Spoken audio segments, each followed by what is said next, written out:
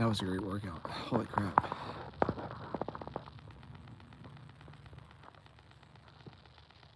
What's up, Daniel? Dude, that was a great workout. Oh my gosh. I'm drenched. I also kind of like overcompensated for the temperature, just in case. I left here at like it's like 9:25 my time. I literally just got here. No, you the man. No, you the man.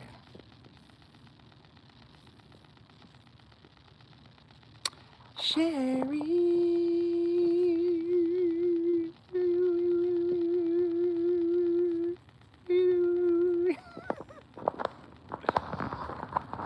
Oh boy.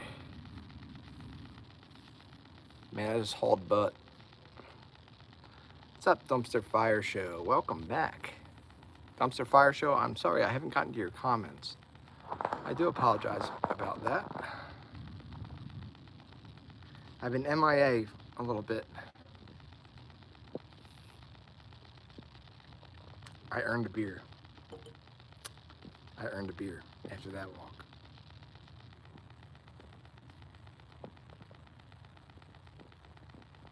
What the heck was that?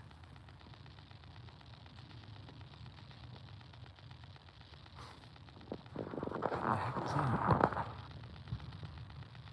Oh, someone's taking their trash out. Hang on, guys. I gotta take my sweatshirt off too. I'm drenched. After that hike.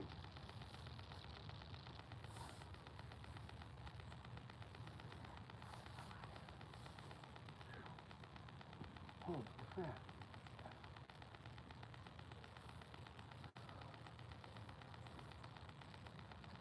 Well, the main reason that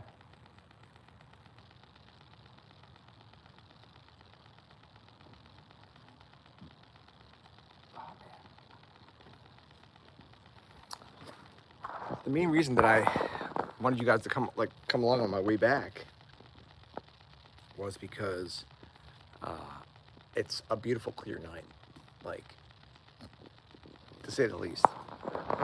I mean,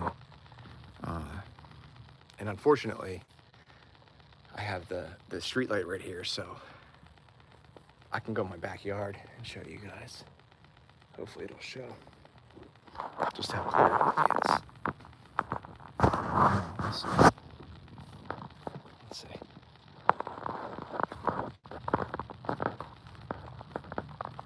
Because it's like crystal clear out.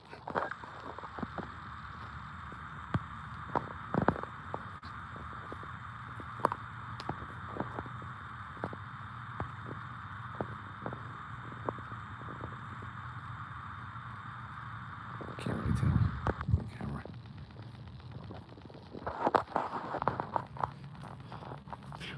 Gosh, I gotta get my breath anyway. That was a long hike. The grass is coming in. I wanted you guys to see how clear it was because there was no street lights where I'm walking.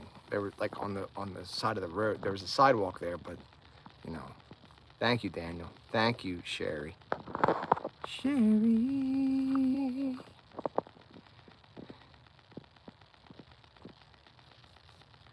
The gosling's ready to hatch any day. Nice. Nice. Thank you for being here.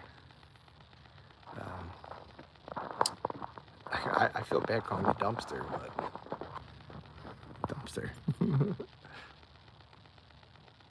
Please double tap your screens, folks, to like this live stream.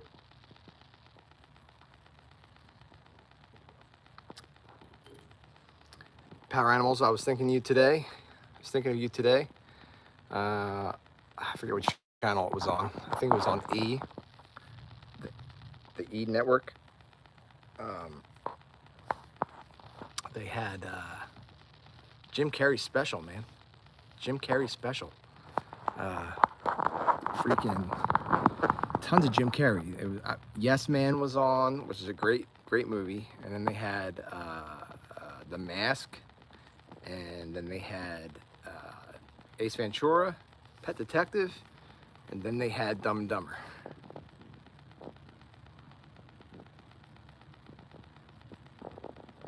My right eye is still, look at that. Just from getting soap in my eye earlier in the shower. Look at my eye. And I got my eye is screwed up. It's still watering like crazy. Yeah, his movies are great. No, they didn't have Cable Guy.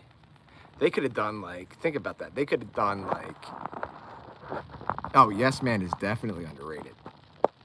Definitely underrated. And the whole time I'm watching this stuff, especially The Mask, I was thinking about all these like trivia questions I could ask, but I'm like, probably only Power Animals and Daniel may know the answers to these ones. So that's not fair. Dude, Liar Liar was his Liar Liar. It's between The Mask and Liar Liar for me. Both of which, I mean, how did he not get an Oscar for them? I mean, holy moly. He was tremendous in both of them.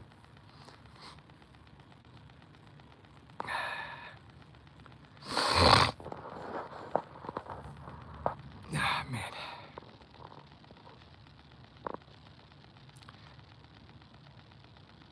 Man, my eye is so screwed up. Arr. Arr.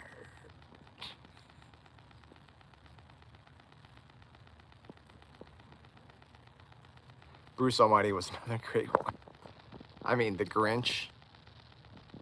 The Grinch. I mean, he was the best Grinch, hands down. Without, like, no questions asked for me.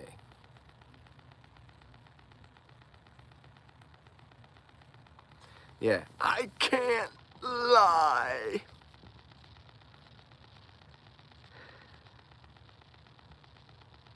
Fire Marshal Bill?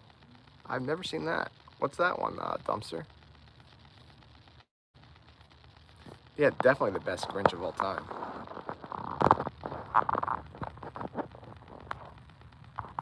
You saw it twice in one day? Hey, I'd say that's worth it. And you know who else had their breakout movie? That was like their breakout movie, right? An actor, another actor. Mr. Stephen Carell.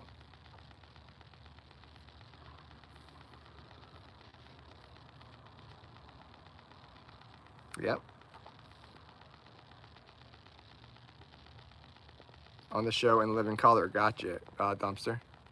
Thank you for sharing.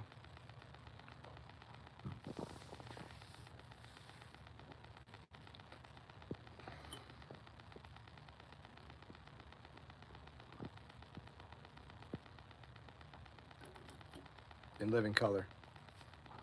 Nice name drop. Guys, look.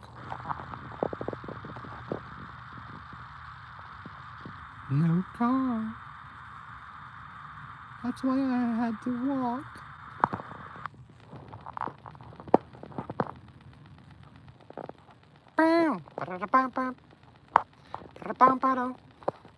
Power Animals is going to get this one right away, but who made their breakout? Who made their breakout performance in The Mask, actress-wise? It was her breakout performance. Her first movie ever in Hollywood.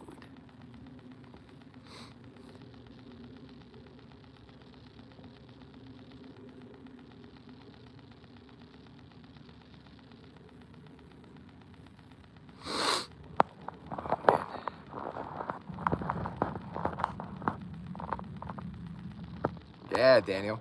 Cameron Diaz. My mom got stumped on that one. Mama Deuce got stumped on that one. Who did she keep saying? She kept saying, Michelle Pfeiffer. She was like, Michelle Pfeiffer. And then she said, I can't remember who else she said. That was her breakout role because it said it even said in the very beginning of the movie, it said um, introducing Cameron Diaz. It might not have been her very first like role, but it was her very first like big Hollywood role in a movie. That's for sure. It might even have been her first role in a movie. Double tap your screens, folks. Thank y'all. Sorry for the lighting. I'm just outside. I'm like catching my breath from the. That was a long walk.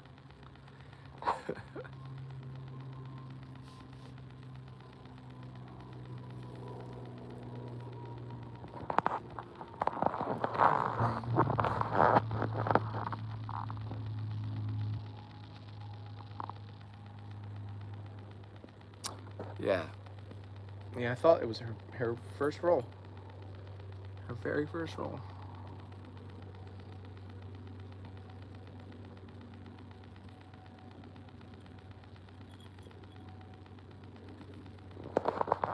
Hang on a sec. All right, let me get my tripod out here because it's a beautiful night. It's not windy at all. Let me just grab my tripod.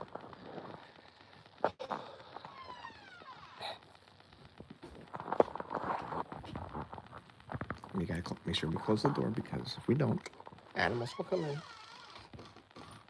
I prefer animals not to come in the house.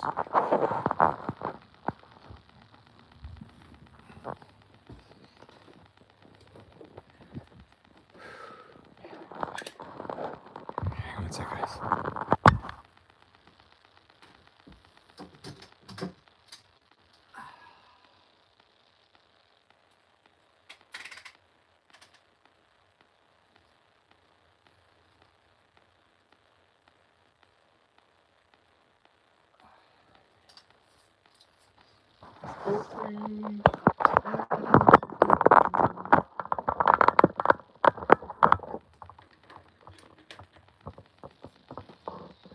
I'm not gonna bring my light out and everything. I'm not gonna do all that. Just not as of right now.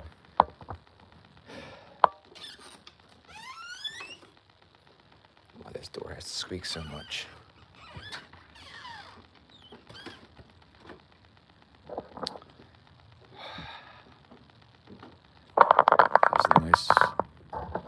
That was a nice walk, man.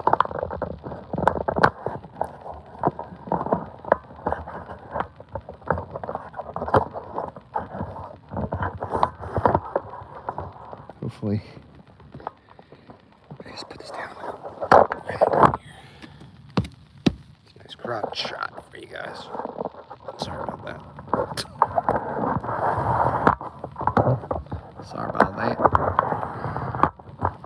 There we go.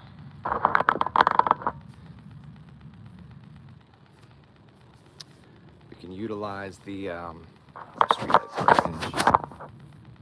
I know, sorry about that. Money shot, jeez. I know, sorry about that.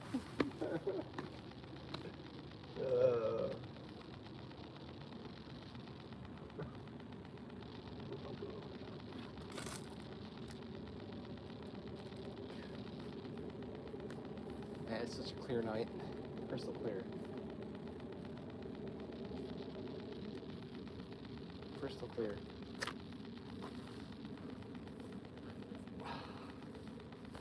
There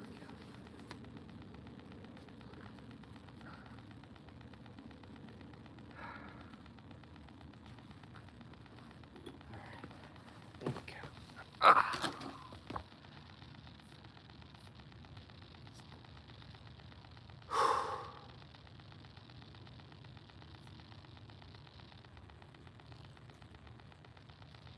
That's awesome. Isn't it great, like, connecting with people from all around the world? Dumpster.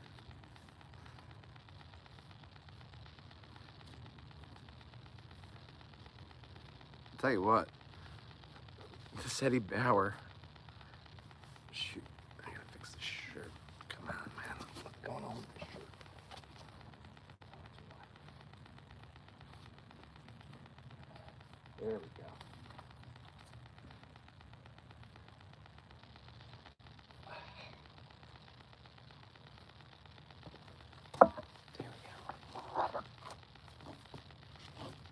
this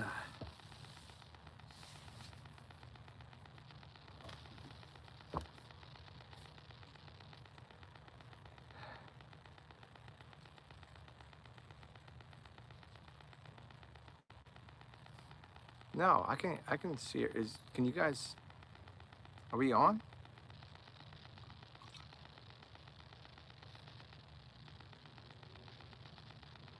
Corona Light.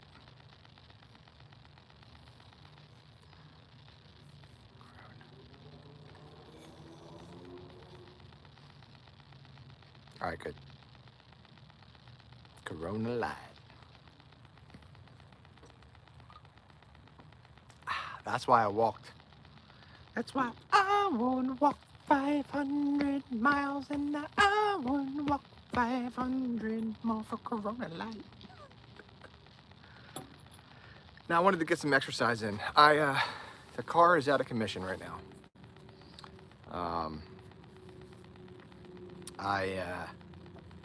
Unfortunately I hit some kind of animal, which I've been telling you guys that these streets are pitch dark at night, and this is on like a main road, and I couldn't I could see in front of me, but like before I knew it, there was something right in the middle of the lane, and it was the far right lane, and I couldn't avoid it, and I hit it, and it screwed the car up bad.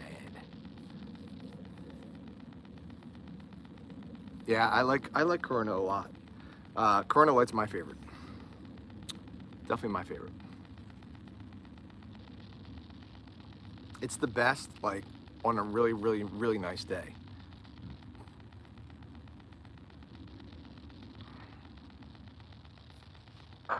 Drinking virus? Virus? Cyrus the virus? Yes, double tap your screen, folks, to like this live stream. Or click on that thumbs up button. Ding! I am the great Cornholio. I need TP for my bunghole. I need TP for my bunghole. That's creepy. Isn't that creepy?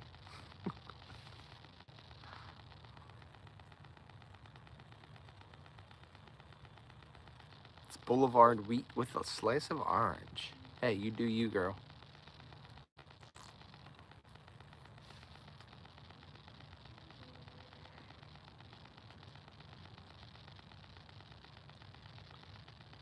Yeah, I don't even know what it was. I have no clue what it was. I mean, at first I was like, what the hell was that? Like, it was like 11 o'clock at night. And I'm like, what the heck was that thing? I mean, yeah. But, yeah, we're kind of without the car for a while, and yeah, for a while. It screwed up a lot of stuff. And it just went to get fixed today, so.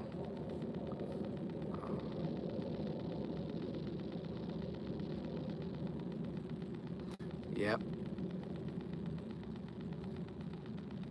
Yeah. Taking them out one by one, dude. Nah, I feel bad about it, but the thing is like, I don't even know what it was.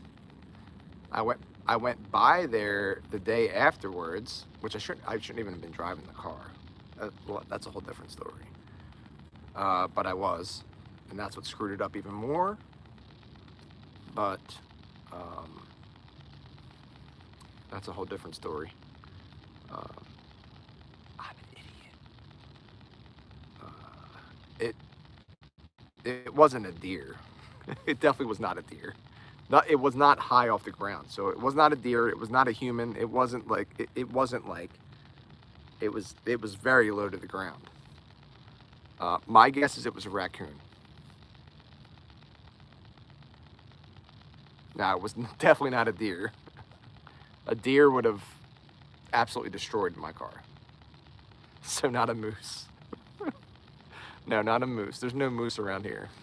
There's no mooses? Moosies? A trash panda? Yes, dude.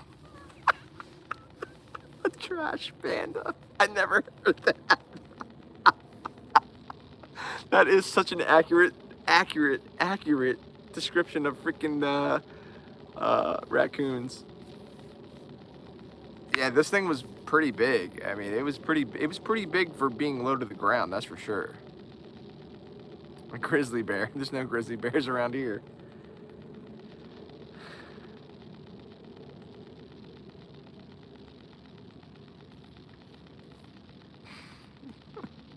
A trash panda. Oh, that's so funny. It's so accurate and so funny.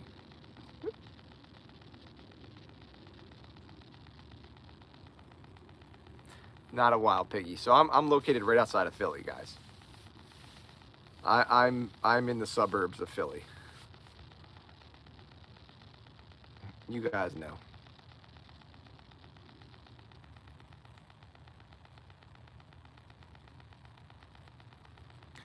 I've never heard of that, Power Animals, no.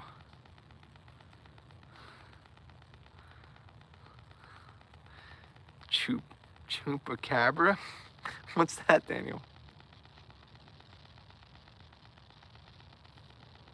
Yeah, you're in the South. You have wild everything. Trash panda is so accurate on what a raccoon is.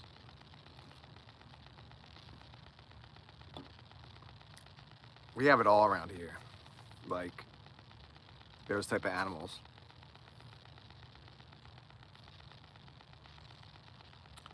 Four, what's up? Thank you for joining. How are you? Casper in the house. What's up, Casper? Oh, excuse me.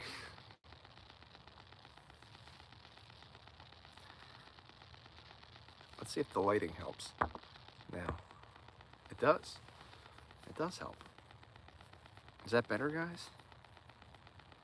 I wish I clipped. I hope it's not too late.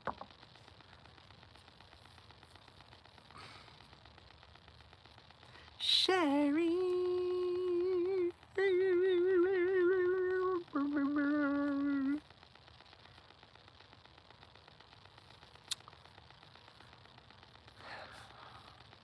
I've been taking it easy with my legs, with you know, the bike and working out.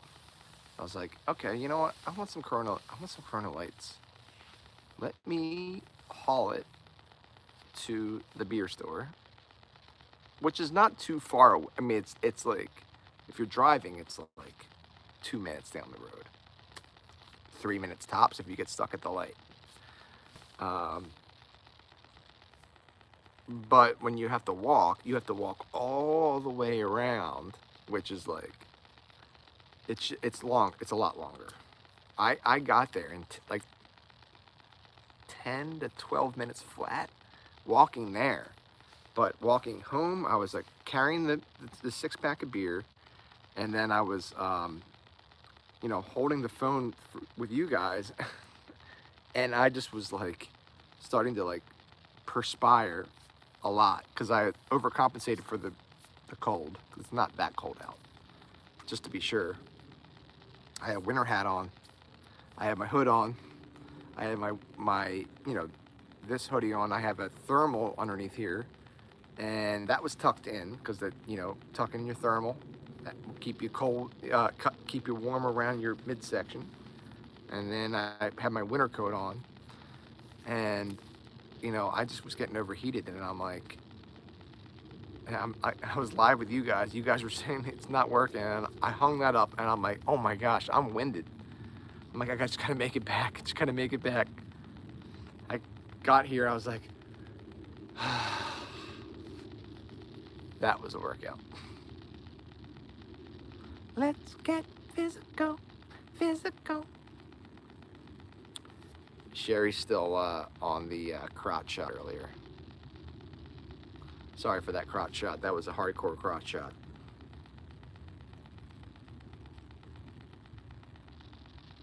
My apologies.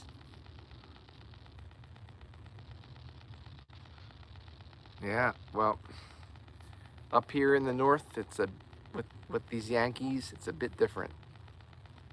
The what? The rewind. Everett rewind.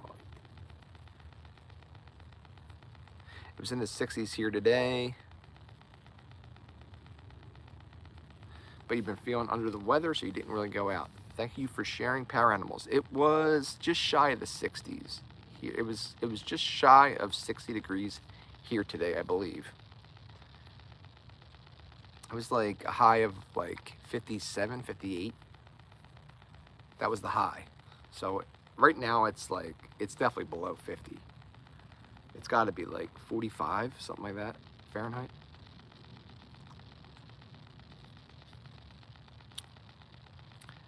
Yeah, there was a bit of a crotch shot earlier. I was trying to set this up.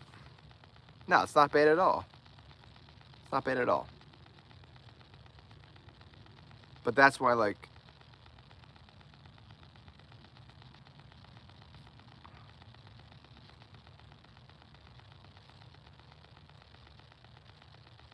cover your neck.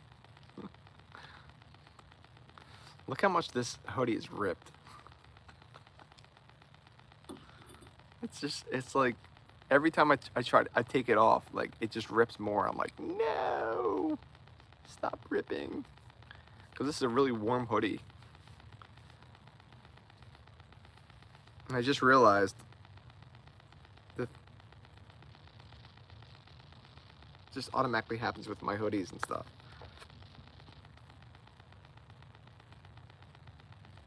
I could keep his position.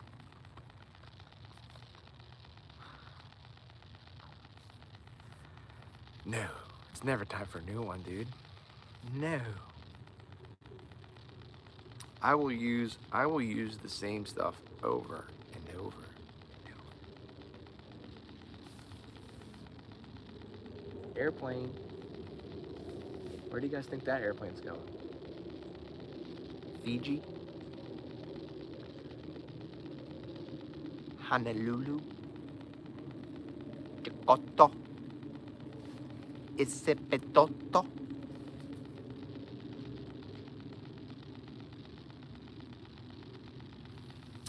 Yeah, homie, don't sew. But that's true.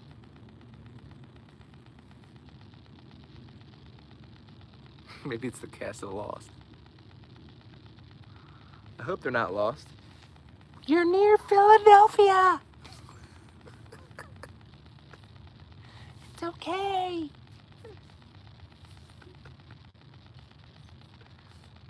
You're not lost. Say hi to my live stream, folks.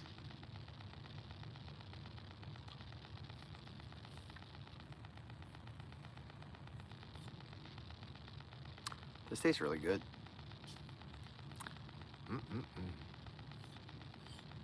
Freaking Flyers lost. That's what I paused real fast. That's what I just checked the score. They lost 6-3. Dang it. I'm really hoping that the Flyers get in the playoffs. They're in the playoffs as of right. They're in a playoff spot. I know you guys really don't care, but they're in a playoff spot. But they have to remain in the playoff spot. There's 3 games left. They have 3 games left. Womp womp. They lost to Detroit, actually, Power Animals. You bastards. Detroit was in they had to win, so Detroit had to win that game. If Detroit didn't win that game, they weren't going to make the playoffs at all. They're still not in a playoff spot, but the Avalanche's record, Daniel, I'm so glad you asked, dude. It's really good. They just clinched not only their division, but they clinched the whole conference. So the Avalanche are, I think their record is now, correct me, I don't know off the top of my head, but I want to say they're 50, 15, and 11, something like that. Yeah, 51, 16, and 10. 51, 16, and 10. That's a great record. 51, 16, and 10.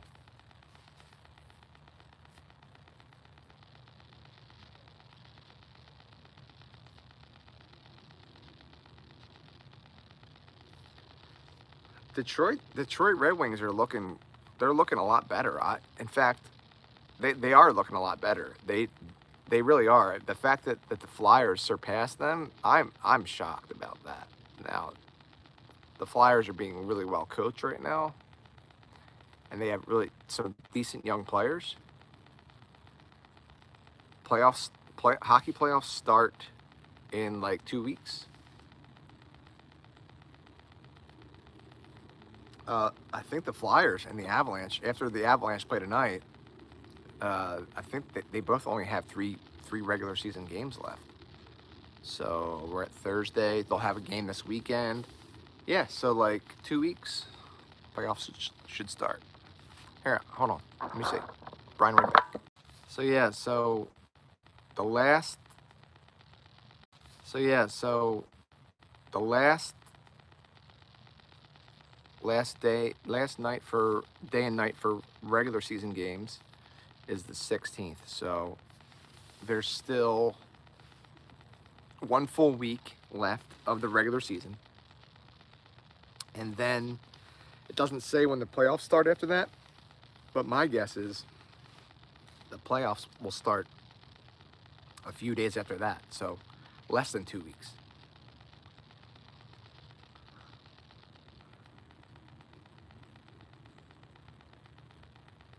Yeah, the Red Wings used to be great, actually. In fact, the Red Wings beat the Philadelphia Flyers in the Stanley Cup final at one point. They were a dynasty, I'd say, the Detroit Red Wings. And they're coming back. The Detroit Red Wings are coming back. They had a lot of, like, not to make excuses for them, but they had to change conferences. The Detroit Red Wings had to change conferences, which is, most teams haven't had to do that. Divisions, yes, but not whole conferences. And that was it's been a real struggle for them since, and just rebuilding since then. They're really struggling.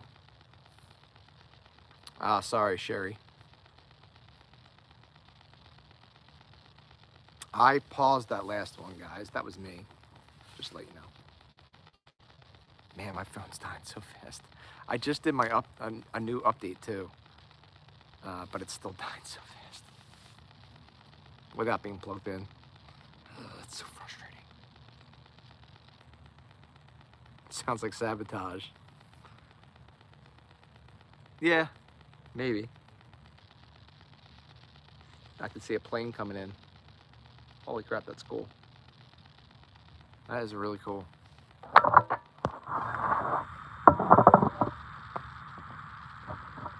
It's an airplane coming in.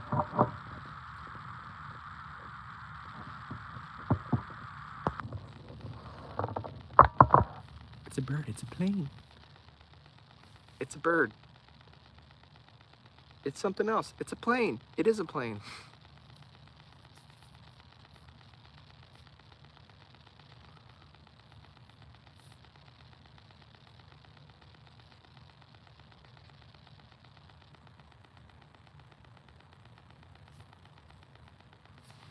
My TT people are like, yo, where you been, bro? Where you be? Actually, like, maybe a couple of them messaged me. Not many. I should just message them back and be like, find me on YouTube, bro. If you care that much, find me on YouTube.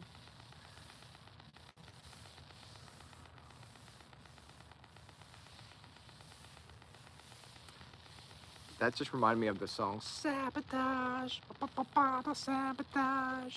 Whoever did that back in the day.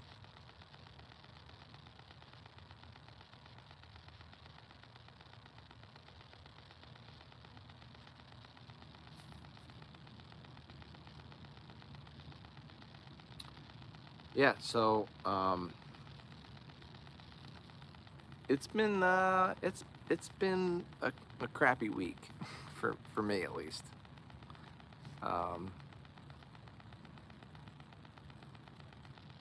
With the car situation mostly. I'm bummed about it.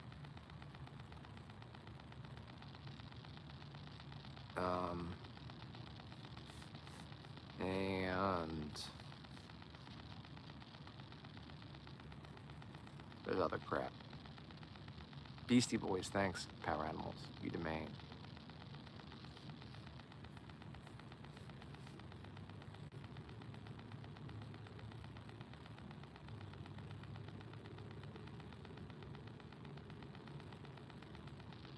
Holy crap, there's that plane.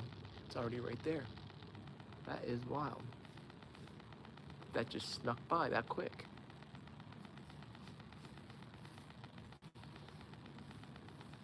You have surgery Monday morning? Well, I hope your surgery goes well, my friend. What are we on, Thursday?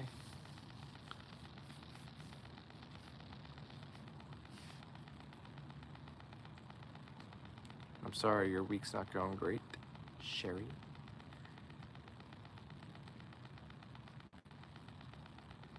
Yeah, but it's like, you know, you go through life, you're like,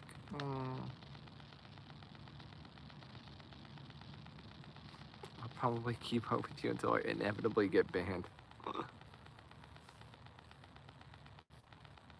If you haven't gotten banned by now, I don't think you're gonna get banned, dude. Unless you just like totes my goats, go off the deep end. Which, hey, maybe you will. I don't know. Let's hope not.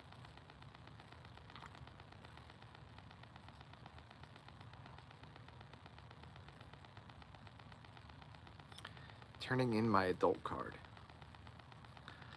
Being an adult sucks. It's getting a little chilly out here. I think I'm gonna go inside and take you guys inside with me. We're not gonna end the live stream yet. I'm gonna shut things up here. It's just getting a little chilly out. It's a beautiful night. It's a shame, but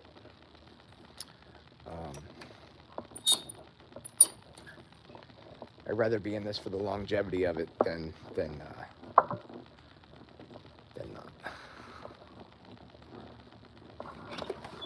Longevity is an awesome word. Ooh, let's try to think of awesome words.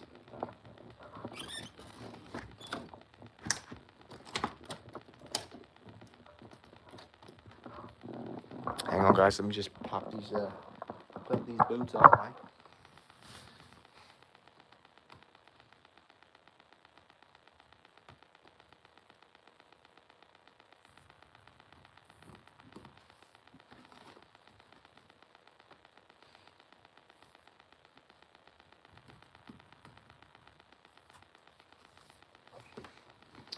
Lots of planes going by tonight.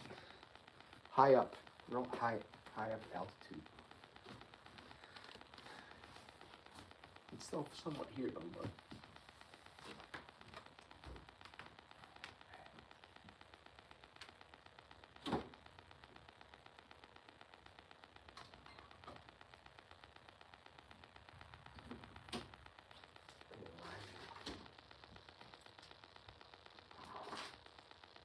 We walked 500 miles for this beer.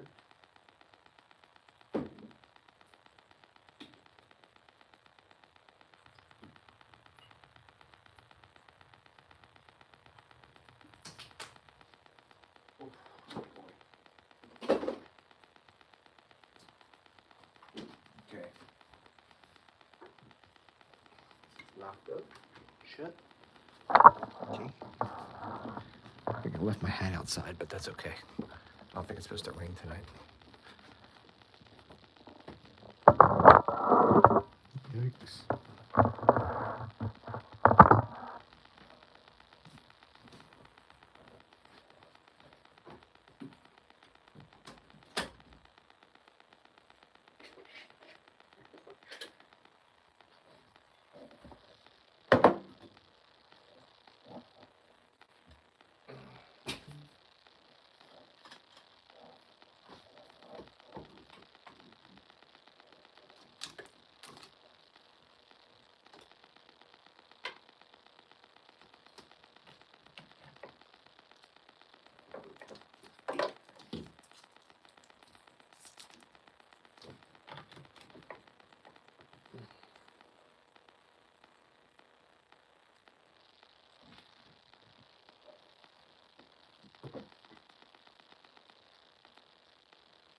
Put my one right here too. I just hope that doesn't shatter. The heat.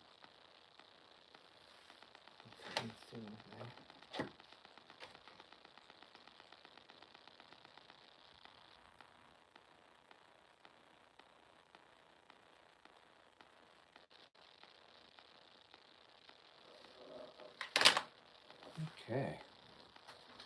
We're getting there, folks. Thanks for hanging out. I appreciate all of you guys being here. I really do.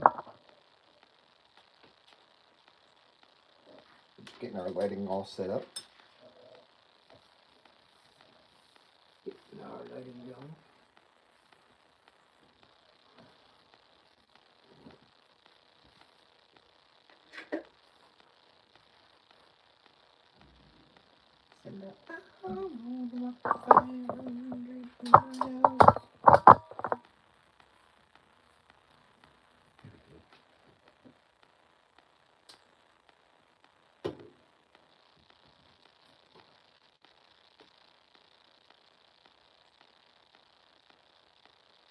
I sound like a broken record, but that was a sweet freaking walk. There is a charger up. Need my phone charger. There. Go there.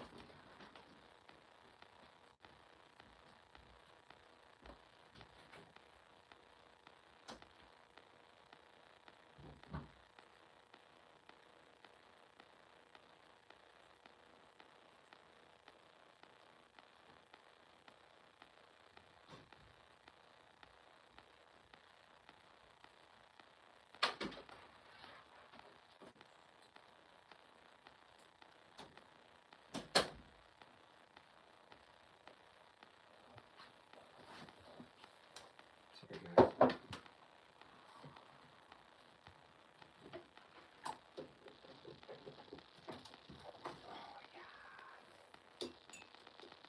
Plug the phone in, that's for sure.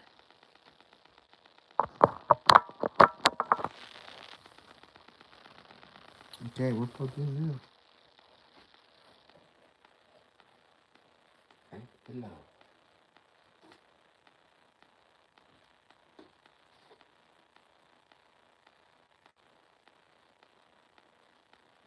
We pretty much hung out on Easter. It was pretty much Easter when we hung out.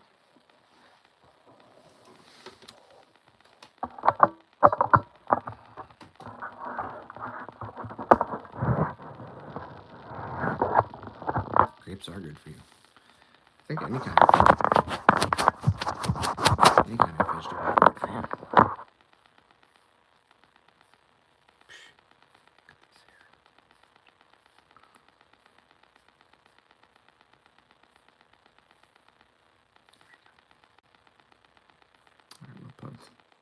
Went from 37 to 40%. That's not good.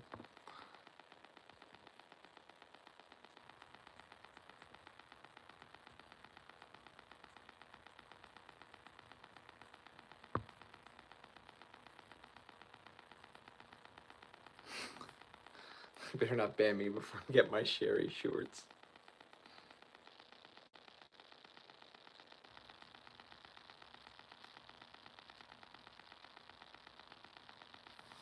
Yeah, Sherry shorts. Oh, I'm probably gonna make a salad here in a little bit.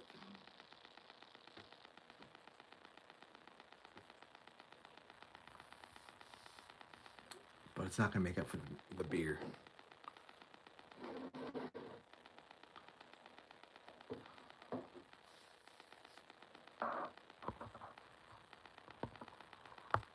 Nothing makes up for alcohol. It's very unhealthy for you. But hey, whatever. We're all gonna die from something.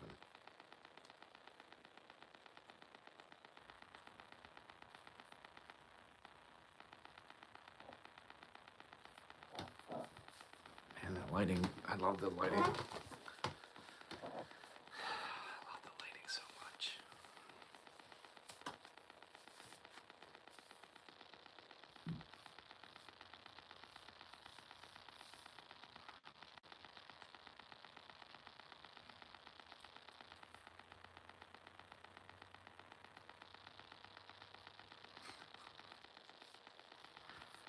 I wonder if they would actually sell. Well, I know I'd sell one. Be from Sherry, but that would be funny as hell.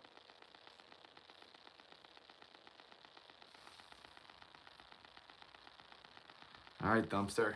Take care. Thank you for joining again. Have a great night. Take care.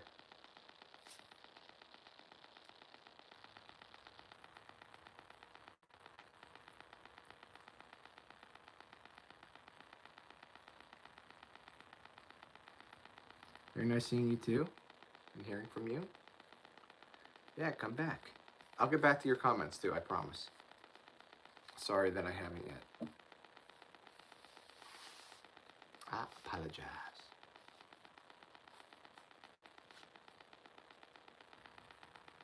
You left quite a bit of comments. I think like 2 or 3.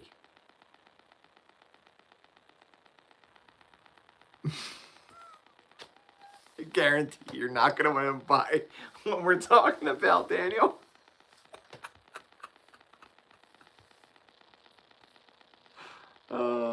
Sherry shorts. Oh, that's so funny.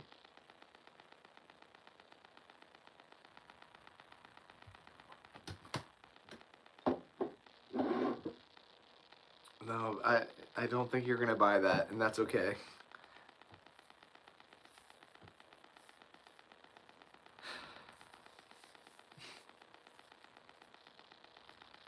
Dang, across the rear. Oh, dang. Dang was so popular. Like when I was growing up, it's not even funny. It's hilarious that we use dang. I actually forget about it a lot.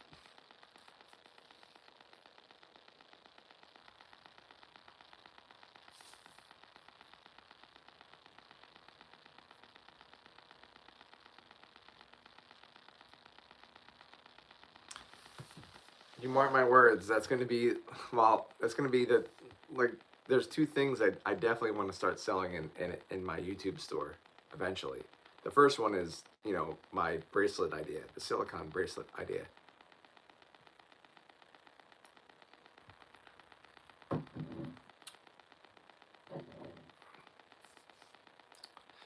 Honestly, the sooner the better for that. I was hoping my dad was going to fund it, but he didn't. He didn't. Well, I didn't really even ask him, but other things came up, and they still keep coming up. Like every day, like life stuff. And to turn a profit on that stuff is tough. You know, once you actually get the money together to make it, to produce it, you know, on a large enough scale of, you know, people buying it, like actually turning a profit on it is a whole different story.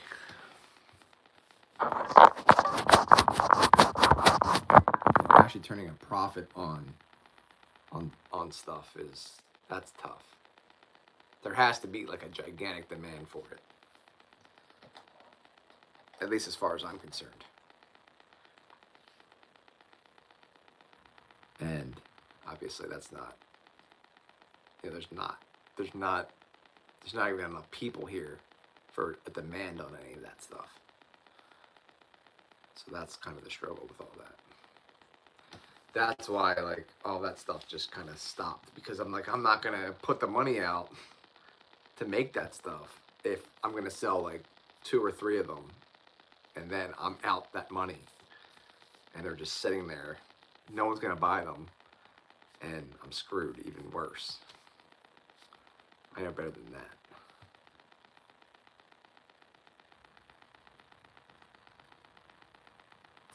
I wish I used dang when something happens. I use a lot of profanity.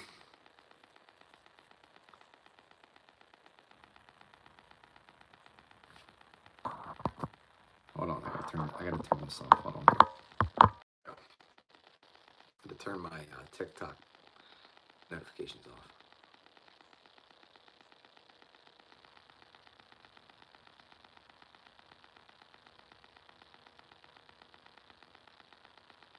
I mean, I would. I'd put it on all platforms if I were to do that. But still, even still, it's like it's not going to.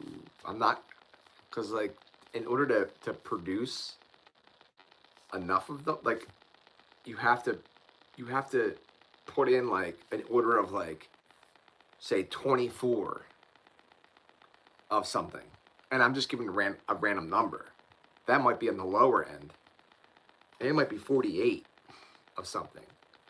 And then you got to sell them because you're out that money that you initially put out. So it's like, ooh, I really don't want that to happen.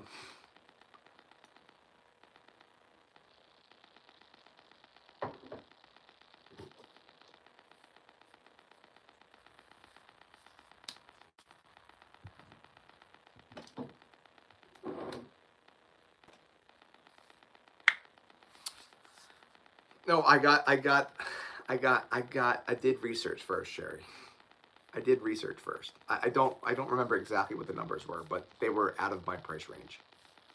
I'll just say that. They were way out of my price range. Not for the shorts, but for the bracelets, because the bracelets would be first for me.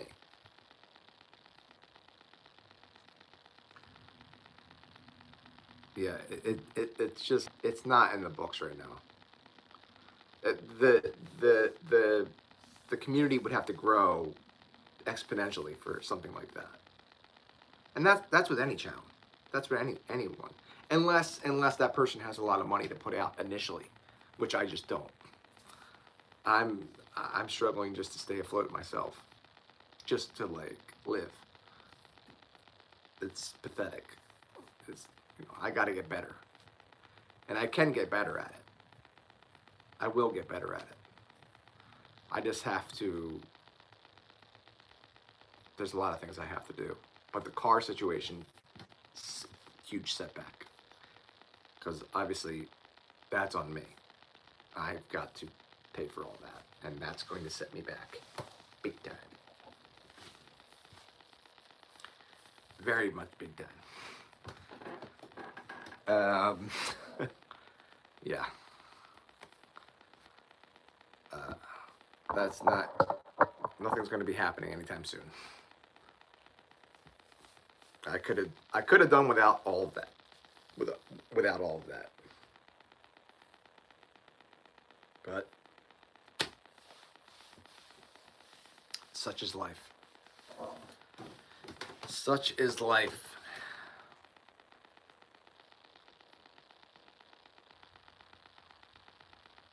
Yep. Yep. Oh, you have a truck? You have a truck now, Daniel?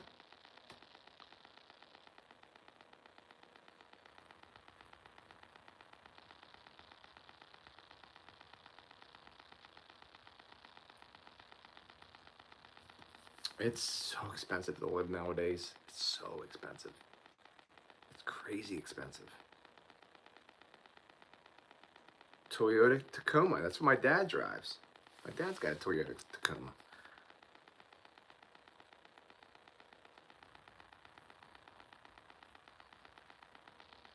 I bet, Sherry. I bet. It's got to be frustrating. I guess your current truck is starting to bite the dust, Daniel. Whoa, oh man. Mm. Wow, that's a lot. 250,000 miles on it. You can't say that it owes you anything, that's for sure. Holy moly, that's a lot of miles.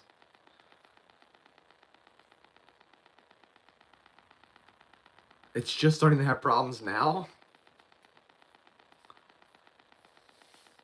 Dude, my Mustang, like, didn't last long at all. I mean, it did, but it didn't. I drove the hell out of it, but it was just became issue after issue after issue, and I'm like, I can't afford to keep putting in this kind of money into this car. I mean, like every single like time I was turned around and did something, there's something else wrong with it.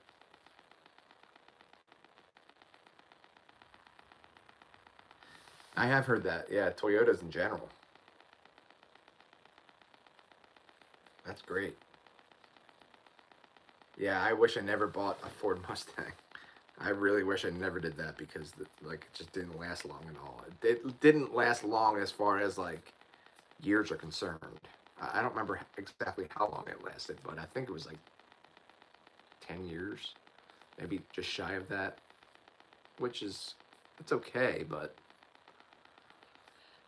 then the crap hit the fan and it's like financially, so it's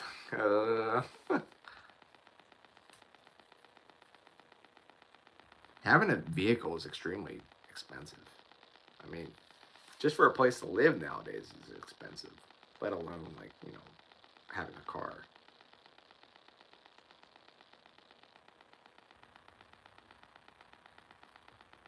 Well, it depends on like what's wrong with it at this point. You know, like if there's something wrong with it, you know, to the point of like where it's not going to pass an inspection, a state inspection, which you have to do that. That has to happen. You have to be able to pass an inspection. Um, and if it's to the point where like, you know, you're not an idiot, like where it's going to be like $1,500 to fix said thing. I mean, at that point, I wouldn't be putting any kind of like it's already paid off, right? I mean, I'd assume it's paid off, right?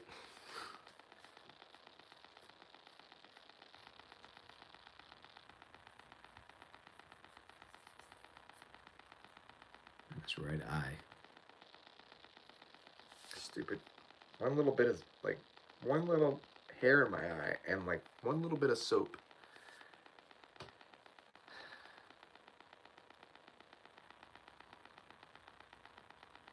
Only in parts of Indiana that they have inspections. That's strange. It's paid off. Nice. Well, that's good. You know,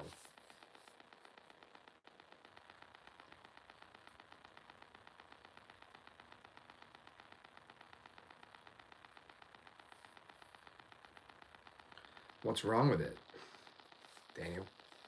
Like, what's starting to be wrong with it, or what is wrong with it right now?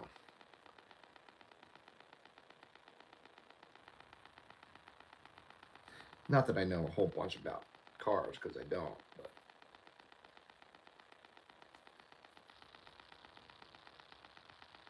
I've never heard of parts of state that they have inspections. Do you own a vehicle, Sherry?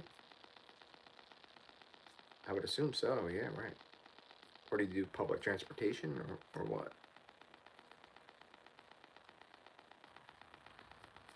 I feel like this is like a side note.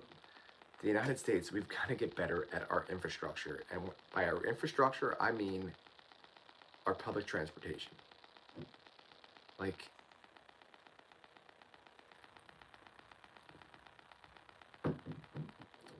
bank actually owns it. Bank bank actually owns what? What, your vehicle?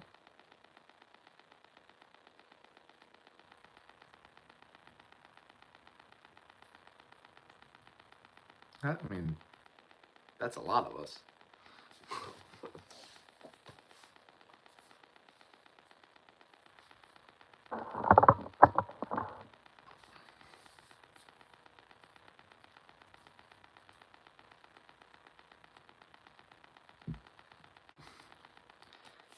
Sherry, I know how it works. I've owned 2 cars before. I know how it works. So you do have a car then? Simple answer to that question would have been yes. I have a car.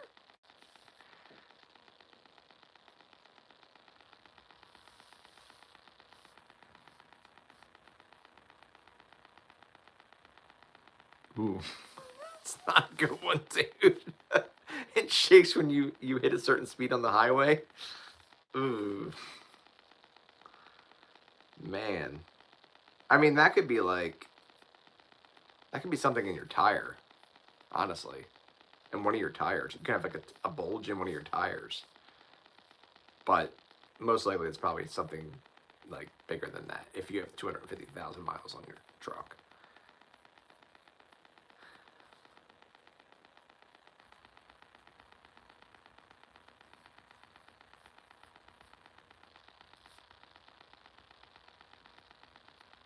Yeah, that's not good.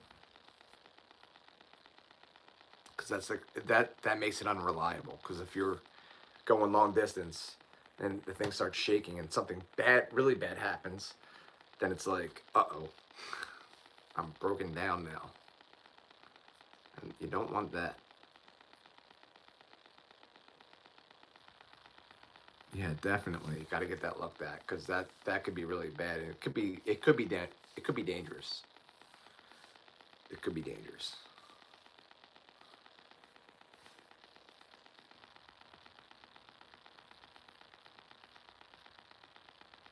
Yeah, for sure.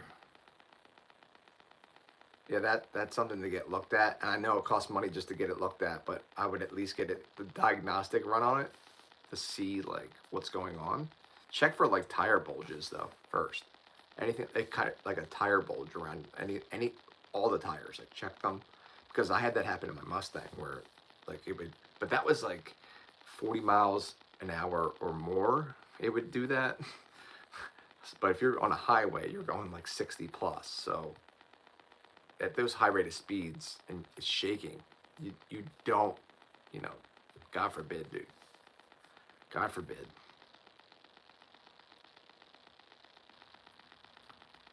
God forbid.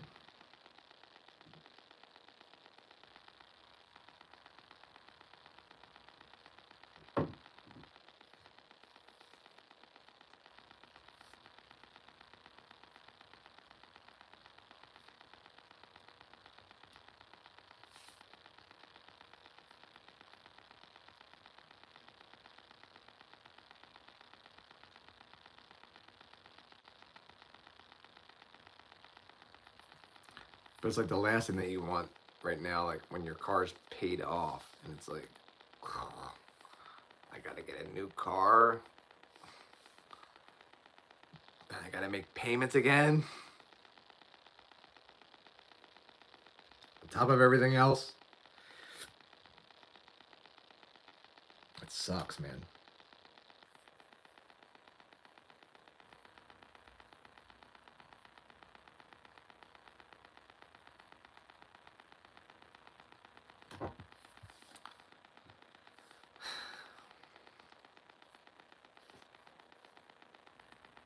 Everything's so expensive now. Like everything. It's so expensive. Cell phone, cable, or like any kind of like entertainment, like TV wise, rent, having a car payment, gas money, car insurance, renter's insurance, homeowner's insurance, a mortgage, um, taxes, freaking everything you can think of is insanely expensive now. Yeah, it's adult. This has been happening. This has been going. I mean, even when I was growing up in my like early 20s, like rent, I was already paying like for a 2 bedroom apartment. I'm like, it's like $1,200. I'm like, that's insane. And now the area that I was going in was crazy, but like I'm just like even like what me and my old roommate were paying in the area that we were living in. I mean, it was known to be like an expensive area, but still, like, it was like, I think it was, I don't even remember now. It was like $1,500 we were $750 each a month. I'm like, holy crap, $750 just gone. That's more than one of my whole paychecks. It was, well, 'cause I was getting paid every, I can't remember if I was getting paid every week or every other week, but either way, like it was like definitely more than one of my whole paychecks. I'm like, oh, that was like back in 2018. So at this point, it's probably like $1,800. That's a great point, Power Animals. It's just like, when does it all stop? And let me rewind on what I was just saying about, like, infrastructure and stuff for the United States. Like I just don't get why, like, we don't have high speed rail at this point. I really don't understand it. Most other countries at our level, meaning like world power level, at the very least, they have high speed rail, and they have high speed rail all over the place. Japan has had it forever. China has it all over the place, all over the country. Most European countries have high speed rail. The Norwegian countries, they all have high speed rail. Why don't we? It's expensive. It's really expensive. But why are we not putting the money towards that? How are we, like, the mindset of the United States is just, it's crazy. Like California, why is California the state, the trial state for that? Talk about the worst state to try that all out. It's California. And all the, the red tape that's in California. It's such a huge state. Why not start with a smaller state and see how it goes there? It's just, it's mind-boggling, and it's not like a the Trump administration or the Biden administration. It's not. It goes way beyond all of that. It goes way beyond all of that. We're talking at state level mostly that this has to happen, and I think even at a federal, I think the federal government has to take it over and be like, listen, this is what we're going to do to get this done. Unfortunately,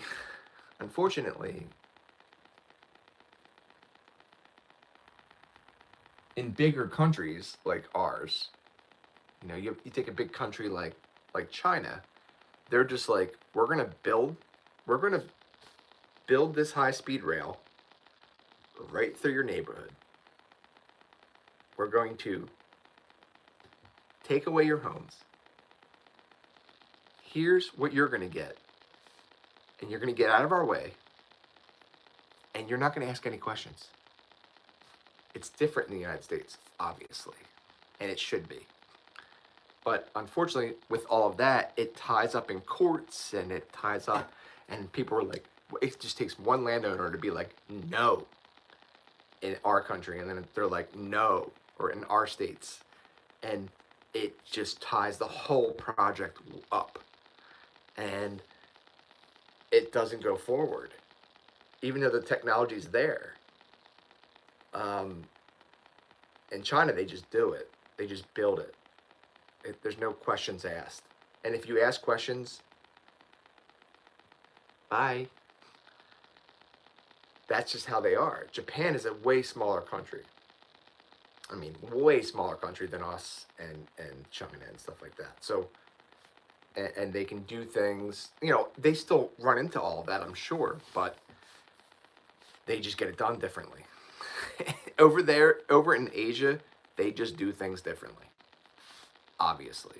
Hello, R4. Welcome.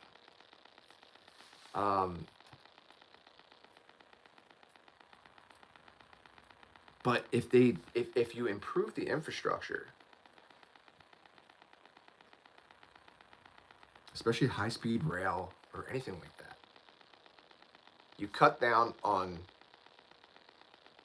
the means to travel, to have to use a car all the time. Because the United States, we heavily rely on our highways. Our highways are everything, right? By automobile. That's how we get places, or by airplane. And we're seeing how heavily we rely on that stuff, right? With the cuts and everything like that, and the government shutdown, partial government shutdown, and the TSA, blah, blah, blah, blah, long lines, blah, blah. That's how heavily 3-4 hour lines and stuff. That's how heavily we rely on this stuff because we don't have other options. We don't have high speed rail. We have Amtrak that, like, it'll take you, like, it's expensive as hell, and it takes you it takes you way more time to get to that other destination. You might as well fly by air.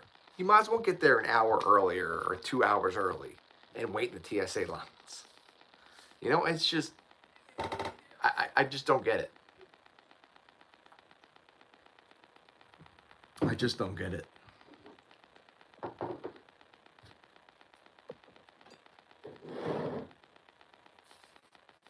I don't get it.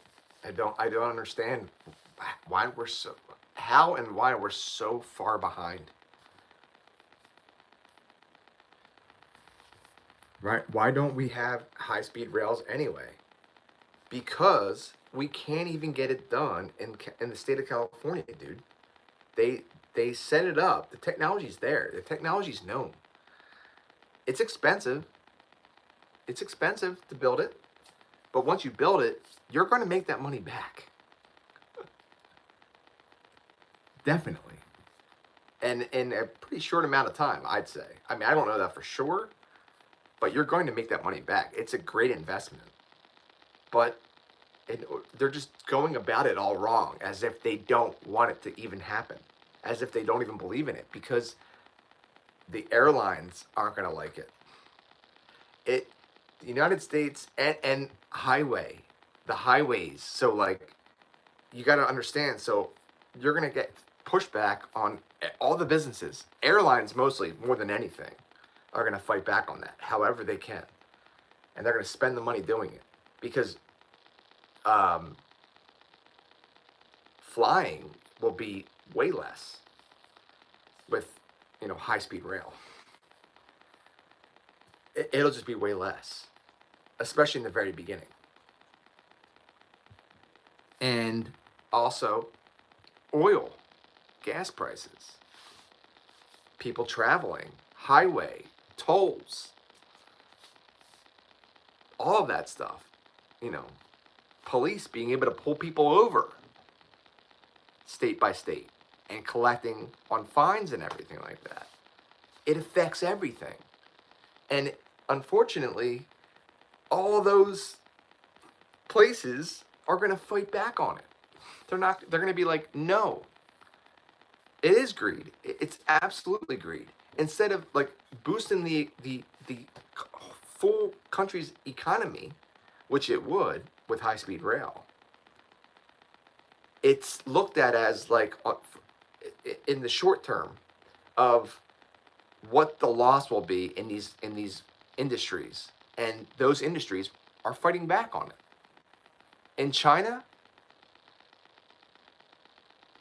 the government just goes, we don't care.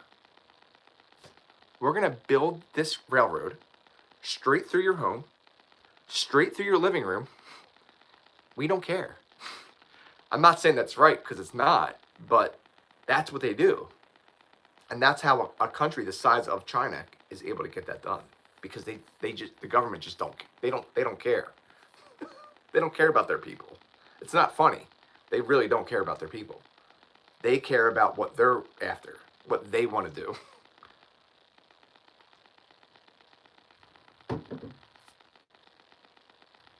That's how they are. The United States, it's different in the United States. The government can't just do that. And I agree with that.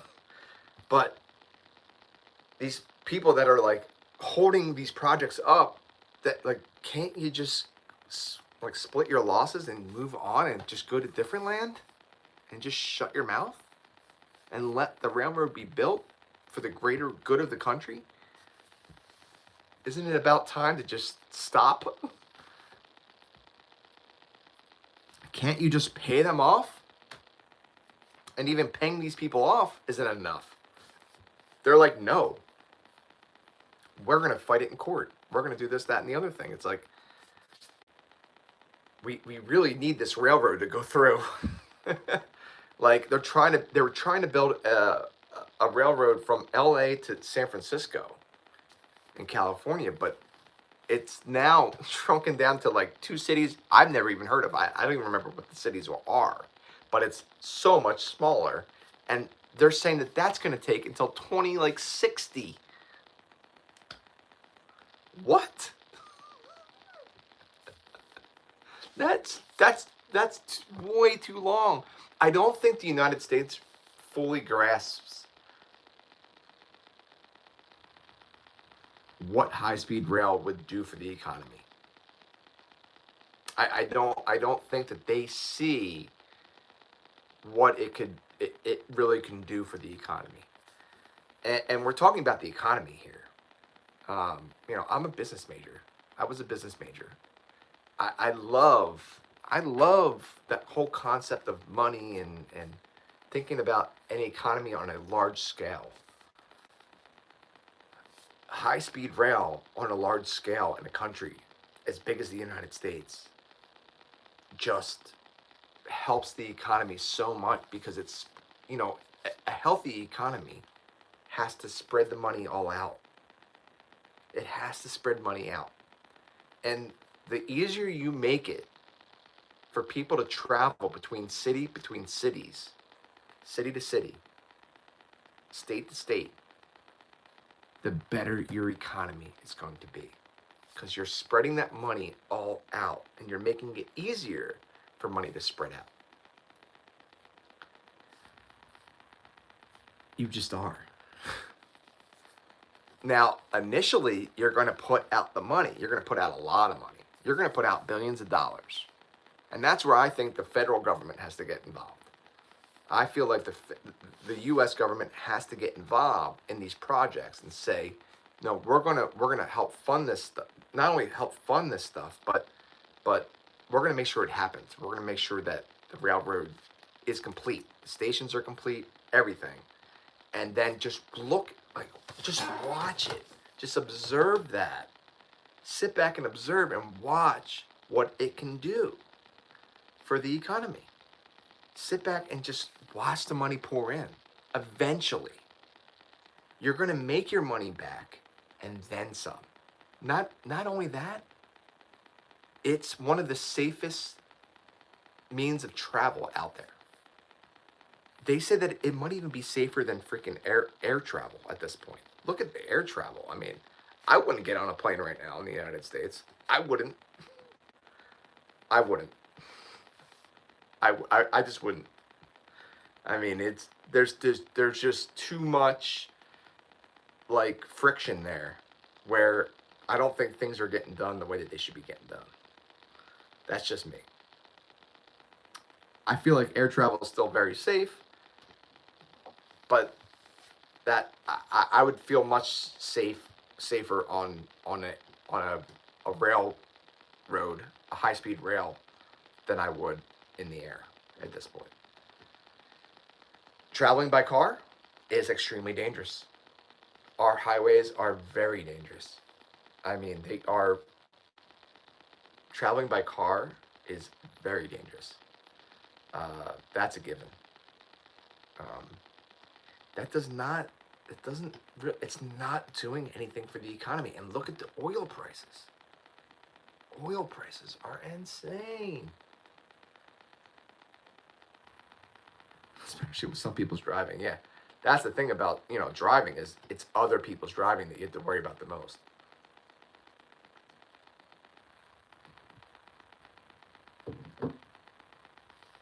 But infrastructure in even like bridges, for instance. Like, so I watched a special the other night on. So I don't know if you guys heard about the in Baltimore, Maryland, the bridge that collapsed, Francis Scott Key Bridge. It was hit by a massive shipping. I'm sorry, yeah, shipping container ship. Uh, uh, a Yeah, shipping container ship. This thing was like 900 feet long. Think about that. A 900-foot long plus ship carrying huge shipping containers. And I don't know if it was either leaving port or if it was coming into port, but either way, it lost power at the worst time. And with it losing power, it lost propulsion and it wasn't able to maneuver. It was supposed to stay in this, like, so picture, like, here's the bridge. It's got two main, like, whatever they're called, like, supports. It had other mini supports, but these were the two main ones in the highest part of the bridge. And the ship lost power and it hit one of the main supports and it brought the whole bridge down in the middle of the night.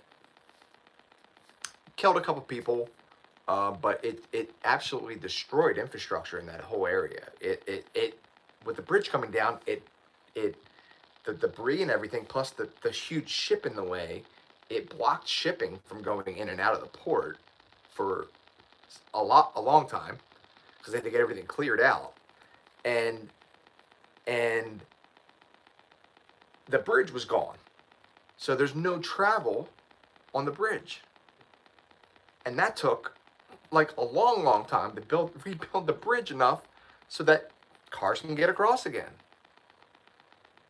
If they just would have redone the supports and redone it, spent quite a bit of money, it would have been expensive to reinforce the supports of the bridge.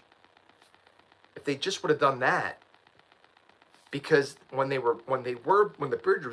bridge was built, there wasn't ships 900 plus feet long that carried that kind of weight. They were like lots of tons.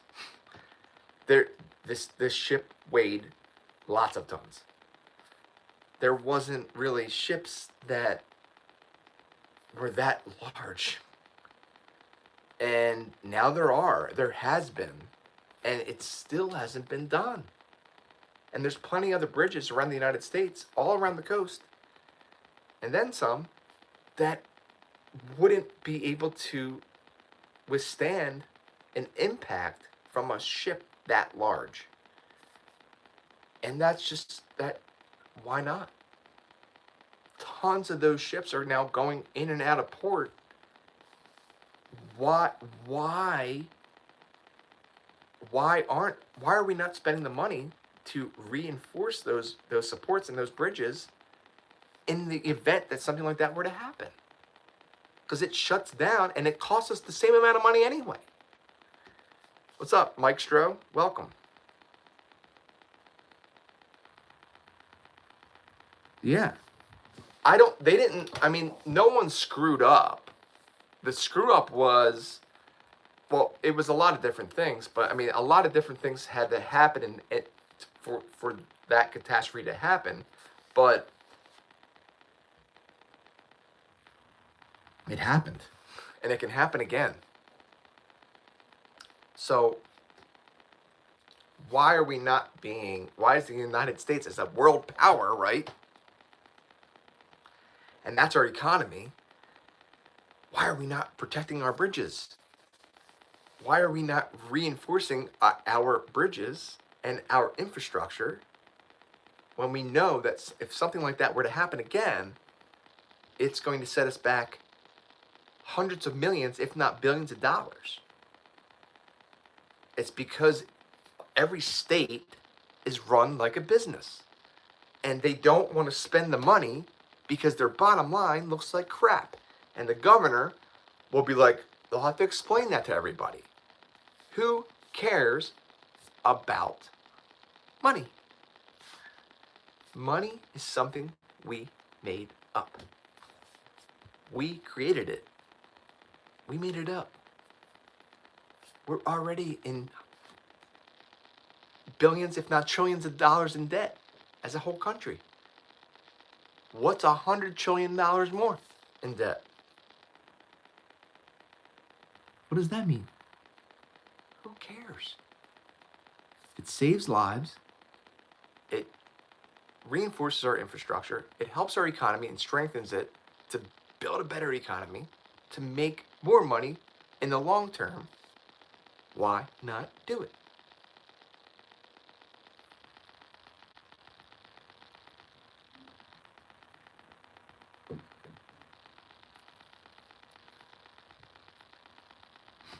What? You guys get what I'm saying? And that's not the mentality of the United States. And I think a huge mistake of the United States is that each state is its own government.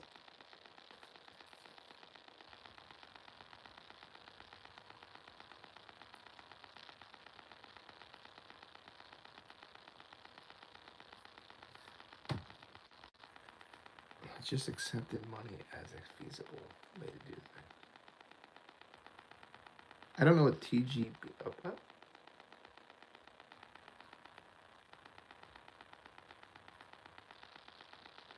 You know, it's stupid that it's like that. It could very well be our downfall. Could very well be our biggest downfall.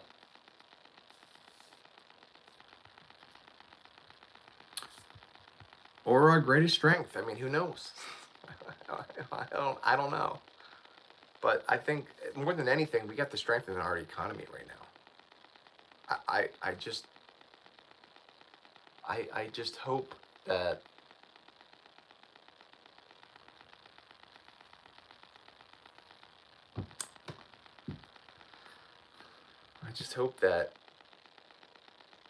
our leaders start to see that we have to strengthen our economy.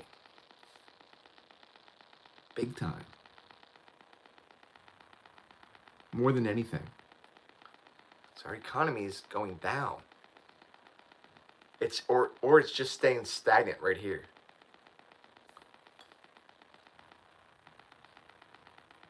I want to see it go up.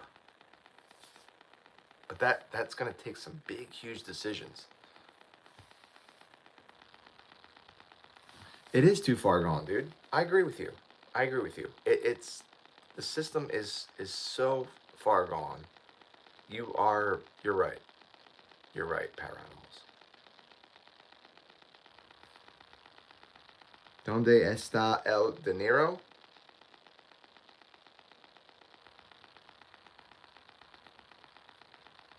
I'm not going to sit here and pretend like I know what that means, because I don't. English, please, Mike Stroh, and welcome. I'm not really understanding what you're writing. Sorry. I'm trying to read it, but I don't understand what you're writing fully. Where's the money?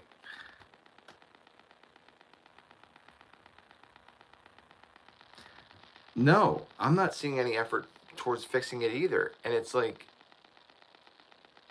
it's because of that. I think it's because of, this is my opinion. I think it's because of everything's run state by state. It's not run as a federal government. Like, some things are, but very few things are. And a perfect example of all this, of what I'm talking about, I probably shouldn't even go into that, is the COVID situation. When that was all going down. give us federal regulations, not state by state. We need federal government ruling, regulations, rules, not just state by state. That makes it very confusing because it's so easy to travel state by state, and now we're confused. Each state has its own laws and regulations here in the United States. That makes things very confusing. It makes things, the red tape is gigantic with like cannabis and everything like that. Another huge thing. YouTube's probably not going to like that. I'm sorry, YouTube. But that makes things very confusing for everyone. It just does. And it's like, why not, like, we have to strengthen our economy right now more than anything. I mean, everything that's going on right now,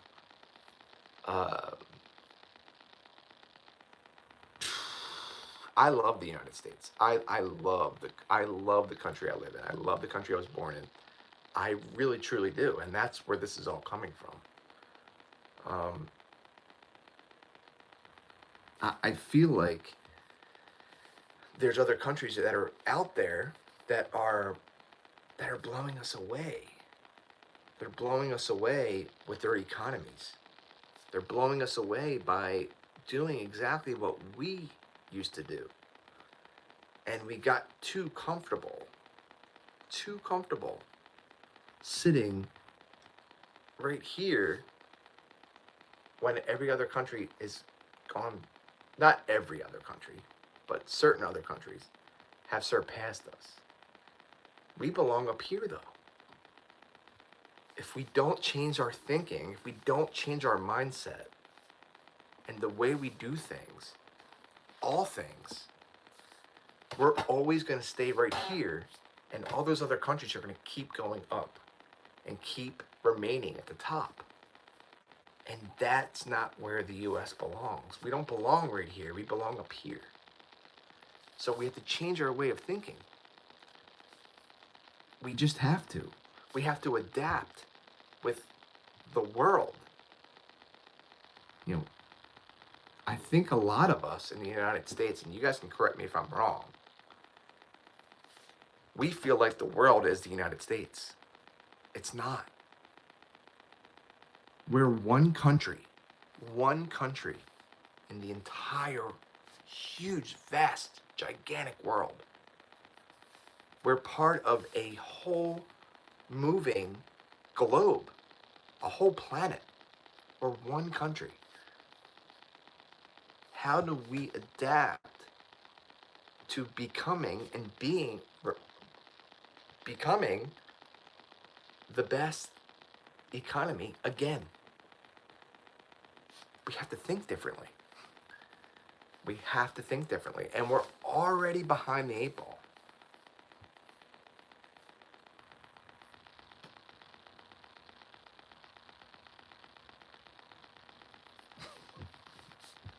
Sherry, what kids are you referring to?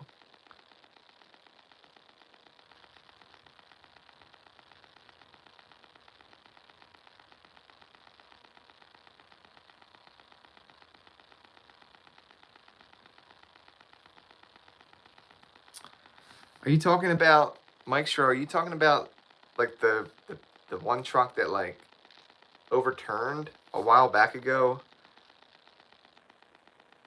And like, I'm not sure. The other countries. I think it goes way beyond all of that. It goes way beyond all of that. It goes way beyond that. It's National Effin' Hamburger Day.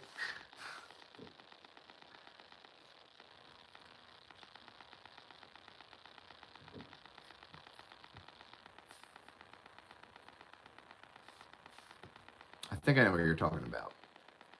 I don't know the specifics of it, but I think I know. I remember what you're talking about.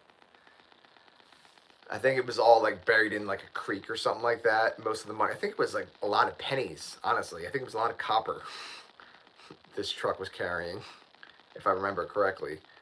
And yeah, I mean, I don't really know what to say about that, but um, I'm talking on a large scale. When you're talking about changing an economy, you have to be talking about changing it on a large scale. Excuse me. Keep burping.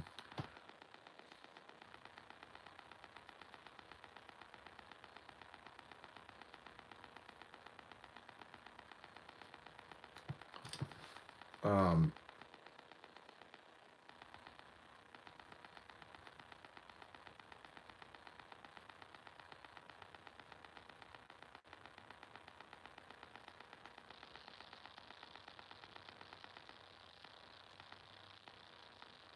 I mean, you go back to like, it goes back to like history, and how did the United States become one of the world powers? Notice how I say one of the world powers. How did the United States become a world power? Does anyone know the answer to that question? Anyone have any things they want to throw out there? How did we become a world power? How did we, and with a world power, meaning a world top economy, how did we get there in the first place? That's what you have to look back to. You got to look back to how it all started in the first place. Industrial Revolution was a gigantic part of that. Industrial Revolution was like a huge part of that.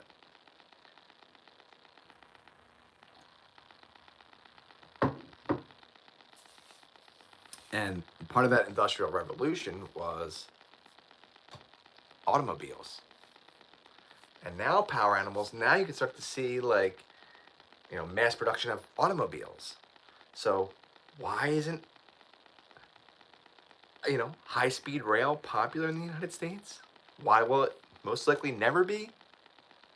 Because we're still stuck in that era of mass producing automobiles. That thinking is wrong now. Things have changed. The environment, the planet has changed. The world has changed. We haven't moved along with it, if not like on the plus side of it. We are behind the eight. We're way behind the eight ball. I mean, the United States is way behind. Way behind. I don't care what anyone says. We're way behind. And the sooner that we all admit that, the better off we're all going to be, because we can start to move forward then. The sooner that we can all admit that China has surpassed us, and they surpassed our economy and everything about our country a long time ago, the sooner that we can move on from all this crap and become a better country again, and become a world power again. We still are a world power, no doubt about that. But everything about the way that we think is way behind. We're just way behind.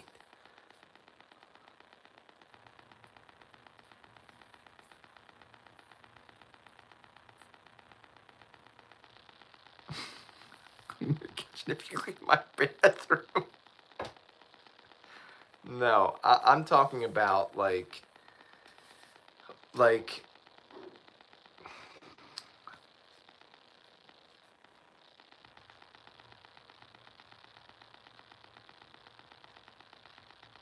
I'm talking about um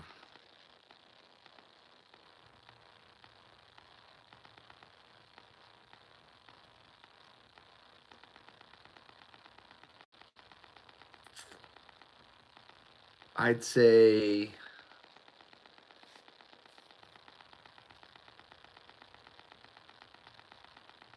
too stagnant. Yeah, dude. We're just sitting dead in the water. We're sitting dead in the water. We're stagnant.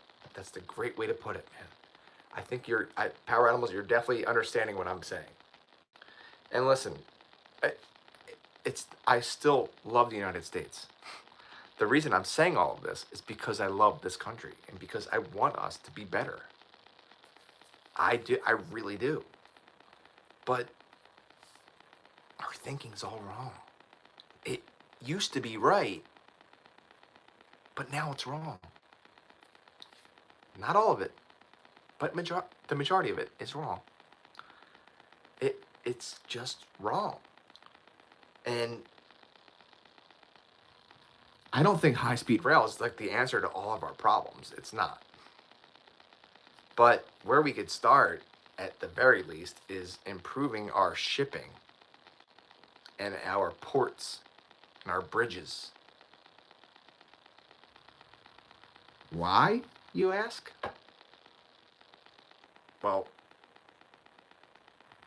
you guys remember? You guys know the movie Waterworld with who was that? Who's the actor? Was it Mel Gibson? I can't remember who the actor was. I think it was Mel Gibson. You guys remember the movie Waterworld? Oh, Kevin Costner. Thank you for still being here, by the way, and listening to my rant. I don't know how you're taking this rant, but I feel like I'm on to something here. I have an education in all this stuff too, by the way. It's not like I'm just spitballing this stuff. I have a degree in business, so I do know what I'm talking about to a certain extent. So we live in Waterworld already. This planet Earth, is Waterworld. 70% of our planet is water. 30% of it is land. Water, land. Right? We have to continuously control water. Waterways, all that stuff. The reason our military is so successful and is so great, I still believe the top military in the whole world is the United States, is because of our Navy.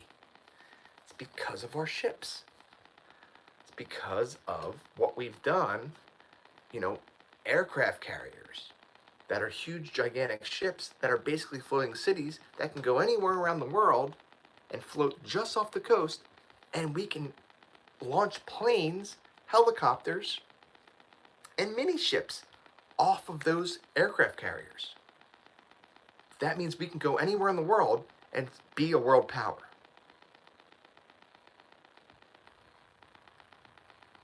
That's what we have to do in our economy. That's exactly what we have to be doing in the economy. But in order to do that, we have to strengthen all the waterways around our country, first and foremost, build more ships. Our shipping yards, most of them are shut down, guys. They cease to exist. They're kaput. They need to start back up again. Big time. And we have got to start exporting more of our goods. We have to start creating more things in our country to make us money. Right? How do you make money yourself? Well, you have to sell something, right? You have to be selling something. You've got it. Someone has to want your goods, right? To buy it, to spend the money on it. And then if we're creating it, we have to get it somewhere. We have to transport it, right? To that country. We're not doing that anymore that much. Not enough. We're just not doing it because we've gotten so comfortable, stagnant, as Power Animal says. why are we not doing more? We're just stagnant. We're just sitting stalemate in the water. I dare you to attack our country. I dare you to attack that country. No. No. No. That mindset has to be gone. Let's get rid of that freaking stupid mindset. No. I just don't get it. I don't get it. And there's plenty of people out there that understand that. I'm not the only person. Why is it not being implemented in our government?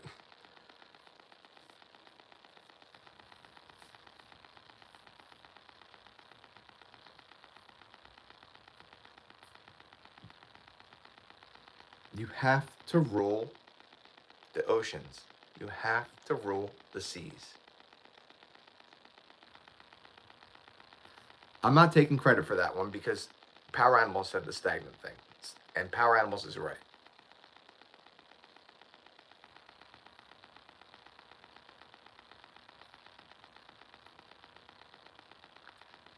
And it's not like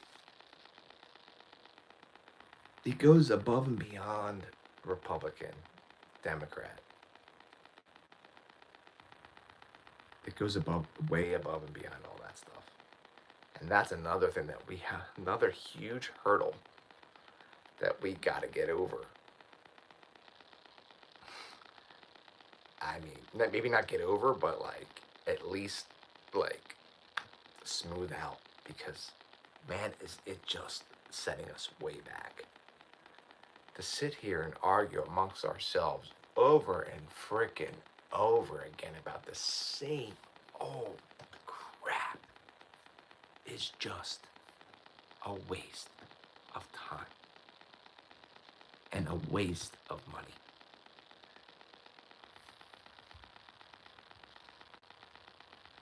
Yes, Daniel. GDP.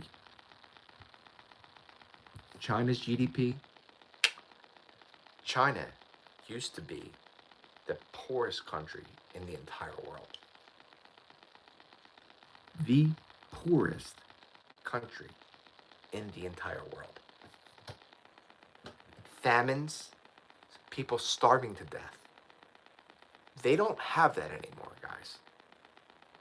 They don't have that anymore. And for that, they deserve a round of applause. But at the same time,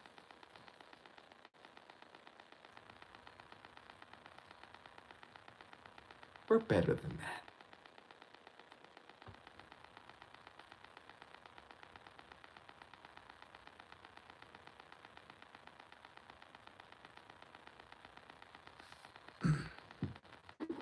We're better than that.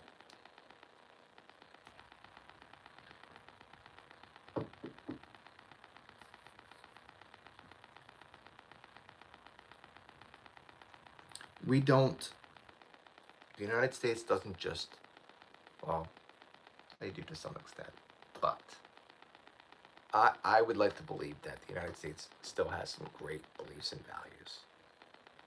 As a country, we still believe in the greater good. And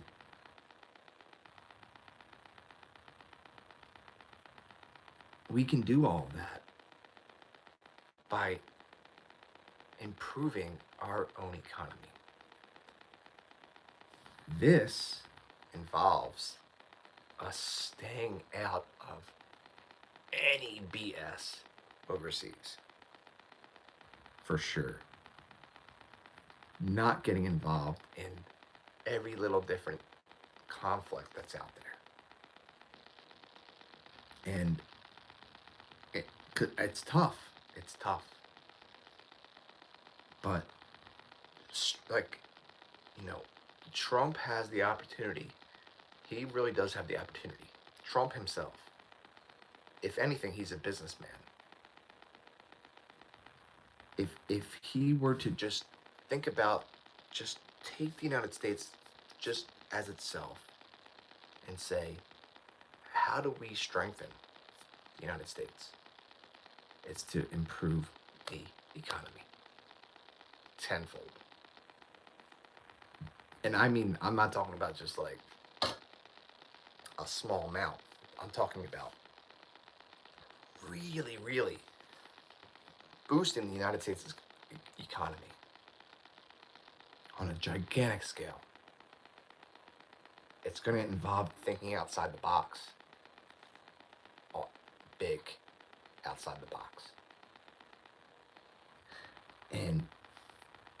And everyone around him and then some. Start thinking outside the box and start thinking as a businessman or woman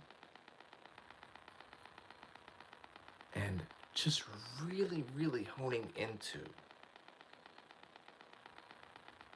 what made this country great in the first place. And then twisting that. Not being hung up on that, because the example of, automobiles, that's not really the way the world's going. Just going with the flow and just making things happen. We can become we can become a world power again. I think we still are. The U.S. is definitely still a world power. But we're being outdone. Being outdone big time. And this country deserves more than that. The people of the United States deserve more than that. We just do. And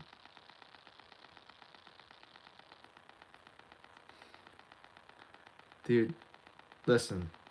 China's gonna do. So I want to point something out to you guys about China.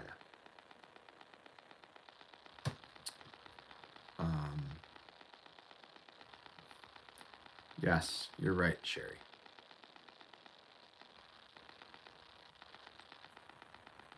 China is already starting to build the world's biggest dam, even though they already have the world's biggest dam. The Three Gorges Dam is hands down the world's biggest dam. The Three Gorges Dam is so large, it has multiple ship like elevators that brings huge, I'm talking huge ships up like 100 feet in the air to a whole different level, and then boom, and then brings them back down. And that's just one of them. It's the world's largest ship elevator type deal. They're now building a dam that's like 5 to 6 times the size of that in the Himalayan mountains, where some of the tallest, biggest mountains in the world are. And where they're building this dam is in one of the biggest, if not the biggest, gorges in the world is. Meaning, like, this gorge is huge, thousands of feet. And this dam is going to have to go up thousands of feet in the air.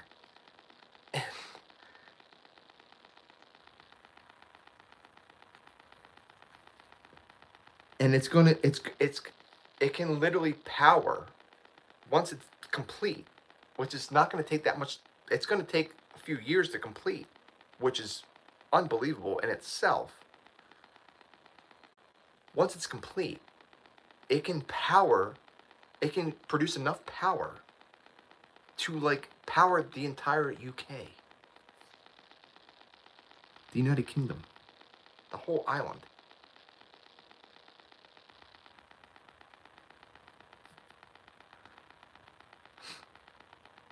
Whoa. I mean, that is just, and to those facts, don't hold me fully to that, but I'm pretty sure that that is for real. It can literally power the size of the UK island when it's complete, and it's full at full capacity because of the power of the water going down that gigantic gorge. Think about that. That they're harnessing that the power of that water moving down that huge gorge, and you're talking about thousands of feet deep. That water is moving. That water is the height of it. So the power that that's going to generate is just astronomical. It just started. Power animals. They just. I'm pretty sure they just started it. They're in the very, very beginning stages of it. The very, very beginning stages of it. The Three Gorges Dam has been built. It's and not to mention it's in a highly seismic active um, um, highly seismic active area, to say the least, meaning it's prone to earthquakes. So you have to consider that, because if you know, and you're talking like 7.5 magnitude and greater in the area, that could obviously, you guys don't need me to explain it. If an earthquake were to happen in that area and that dam were to break, you're talking about catastrophic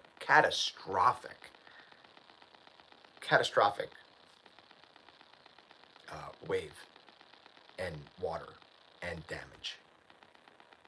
Um, so it has to be able to withstand all of that. Not to mention, they just like it's in a very remote area. So it's in Tibet. So where the Himalayas are. So building roads and stuff like that, they have to start building roads. They already have started building roads to that area to get construction equipment there and all that kind of stuff, and rerouting the river through the tunnels of the mountains to build this thing. Look it up, man. Google that. I'll do it. Brian right back. All right, so it started July 19th, 2025. They broke ground on it July 19th, 2025. I was not able, because I didn't want to keep this pause for that long, but I was not able to fully see how long it was going to take. Hello, Sherry. But I, from what I watched the other night, and then some, it's gonna be done by like sometime after like 2030, something like that. Like, not really that long at all. Like when China does a project, they only take a couple years usually. But this is one. This is a project on like a massive scale. In fact, there's a lot of like scientists out there that are like, yeah, I don't know that for sure though. I'm just guessing. There's a lot of scientists out there that are like, this thing's gonna, this thing's gonna like crumble. Now, mind you, if this thing, once it's built, if it were to crumble, it would be absolutely catastrophic. What it would cause. I mean, you're talking about an absolutely catastrophic wave on a huge scale. I mean, unfathomable. We can't even like think about it. It would be absolutely devastating, to say the least. But I'm glad you looked it up, Mike Stro. Thanks for being here.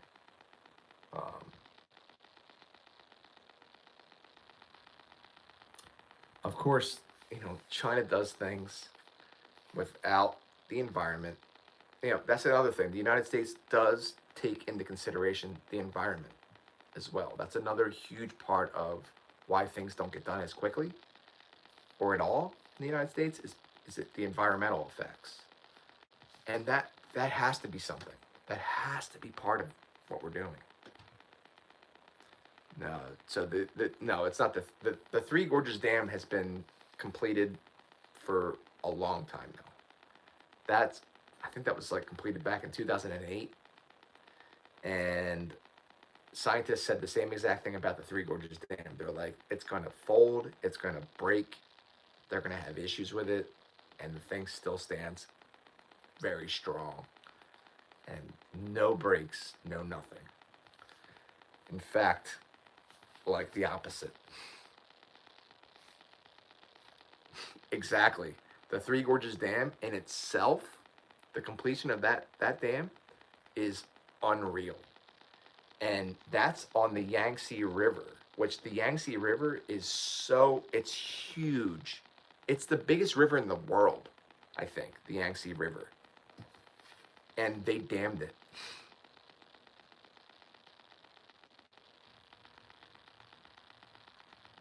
Well, I mean, the thing is, they could still be right, because the longevity of a dam, the Yangtze River is very, very like fast moving and huge. The environmental effects of the Three Gorges Dam, I'm sure, has already taken place. Habitats have been absolutely destroyed from that dam being there, and will continue to do so as long as it's in existence. That's the reality of it. So a lot of the scientists were right in those senses. Um, we know China's like, we don't really care. We're gonna put it up anyway. Because China wants to be, what is it? They don't, something by 2060. They wanted, so they're very carbon uh, dependent, meaning they burn a lot of coal for their energy, and they want to have more clean energy by 2060, like fully clean by 2060, which is, dang, that's quick. And these dams, the Three Gorges Dam and this dam that they're going to build, is a huge part of all of that.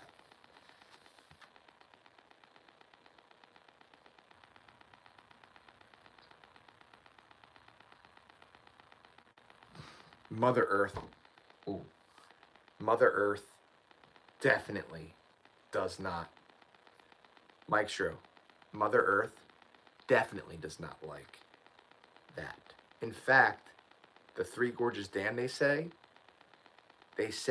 through the rotation of the Earth off by like 0.0066, some like small decimal, but it threw the rotation of the Earth off by having that amount of water stopping right there and then moving.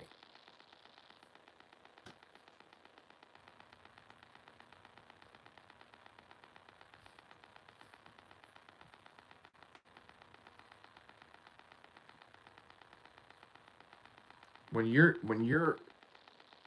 you're stopping the flow of water like that on a huge scale, there's got to be prices to pay for that. Eventually. Eventually.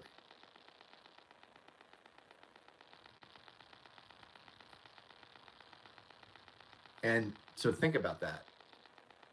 The Three Gorges Dam that they have built, it's so high up. It's so large that they have to have a ship lift 100 feet. That's just one of their lifts. They have to have multiple lifts, but the 100-foot one is the biggest one out of the series of them. You guys can look this up. I mean, it's mind-boggling. It really is mind-boggling. These massive freaking ships are being lifted in the air 100 feet, and they're going up, and you see the water, and these massive gates on either side, and they're just like being lifted up in the air, and it's like, holy moly, what is happening right now? And then they go into these I don't even know what to call them. They're just like these shipping lanes. They're 100 feet in the air with water going. Think about it, a water slide, or a lazy river, if you will, on a massive scale. And they're instead of like a float, or a whatever have you, like a little floaty for one person, it's a massive ship just going.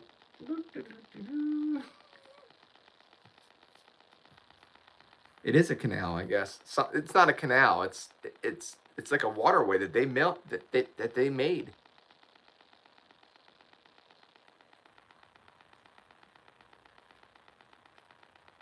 A lazy river for ships. Yep, exactly. It's a lazy river for ships.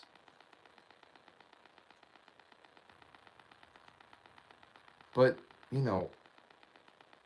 unfortunately, like with dams, I don't know if you guys know, but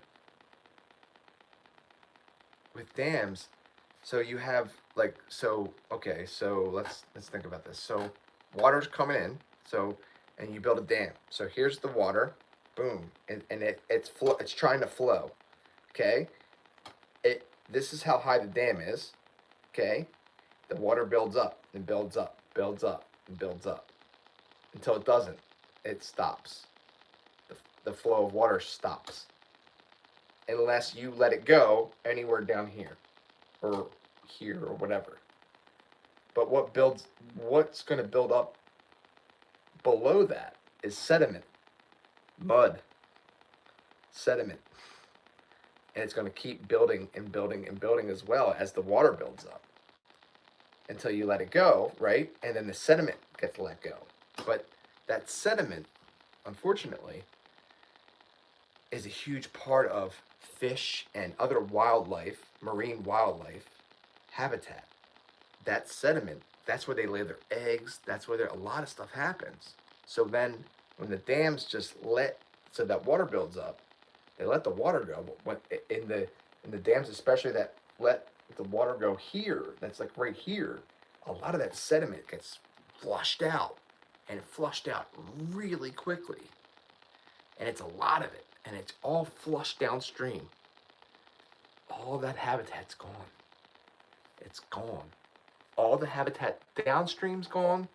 All the habitat that was right here is gone. It's and everything in that habitat is dead. Most of it. It's not going to make it. It's not going to make it.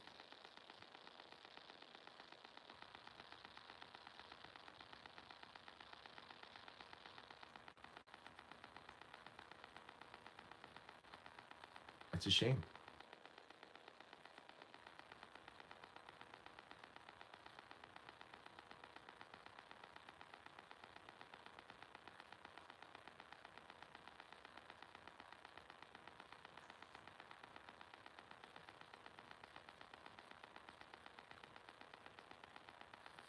Not in China. You would think, Sherry, not in China.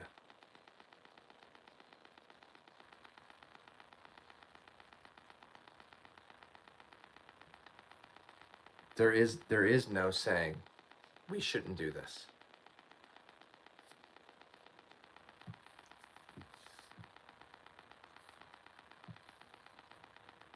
You guys ever see the movie The Dictator? Sacha Baron Cohen. It should be pointy. It's too round. It should be pointy. Get rid of them.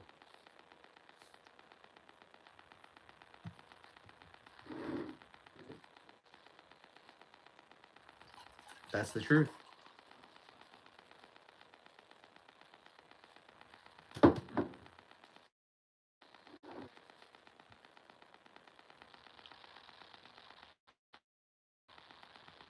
Exactly. The Three Gorges Dam could fail eventually. It could. A lot of the stuff that China does and builds, it's solid. They don't just like, yeah, they silence people and stuff like that. That's already a given. We already know all that stuff. And the government just does what they want to. But they also really do their research. They have people that really, really know what they're doing and what they're talking about. Building and doing what they're doing. But in Tibet, especially, you're talking about ancient. This is an ancient area where you know, some of the first civilizations have ever been. It's such a fragile, like, ecosystem, and just like, and that's what scientists, and these are not just US scientists, these are like world scientists, are talking about. They're like, it's very, very dangerous. It's dangerous for a lot of different reasons. It's in a multiple landslide area,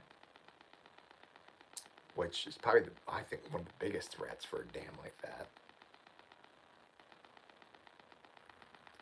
I mean, if you look back in whatever it was in Italy, what they did, they built a dam, like a huge dam, like in a landslide area that they didn't even know was a landslide prone area, and then next thing they knew, there was a huge landslide that happened from the mountainside. It flung into the water, and we all know that. I mean, I don't know if you guys know, but some of the biggest tsunamis, mega tsunamis, can be caused by land sliding into water, massive pieces of land sliding into water all at the same time.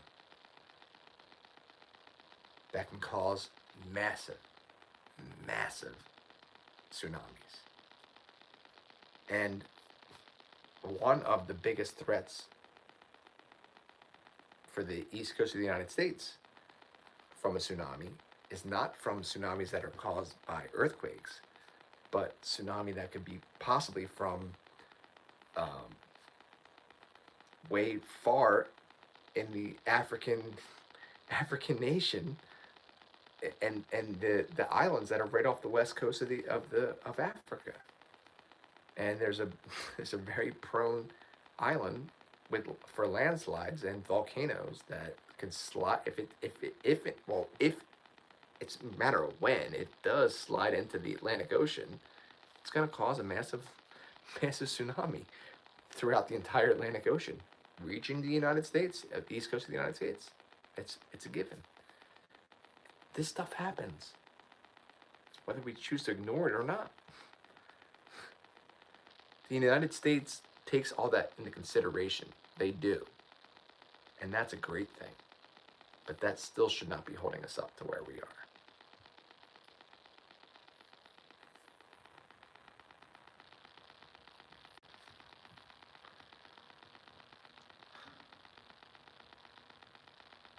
Hang on, folks. Brian right back. Brian right back. I don't have the laptop tonight, unfortunately, for polls, sorry. Avalanche are now 52, 16, and 10. 52, 16, and 10. Heck yeah, man.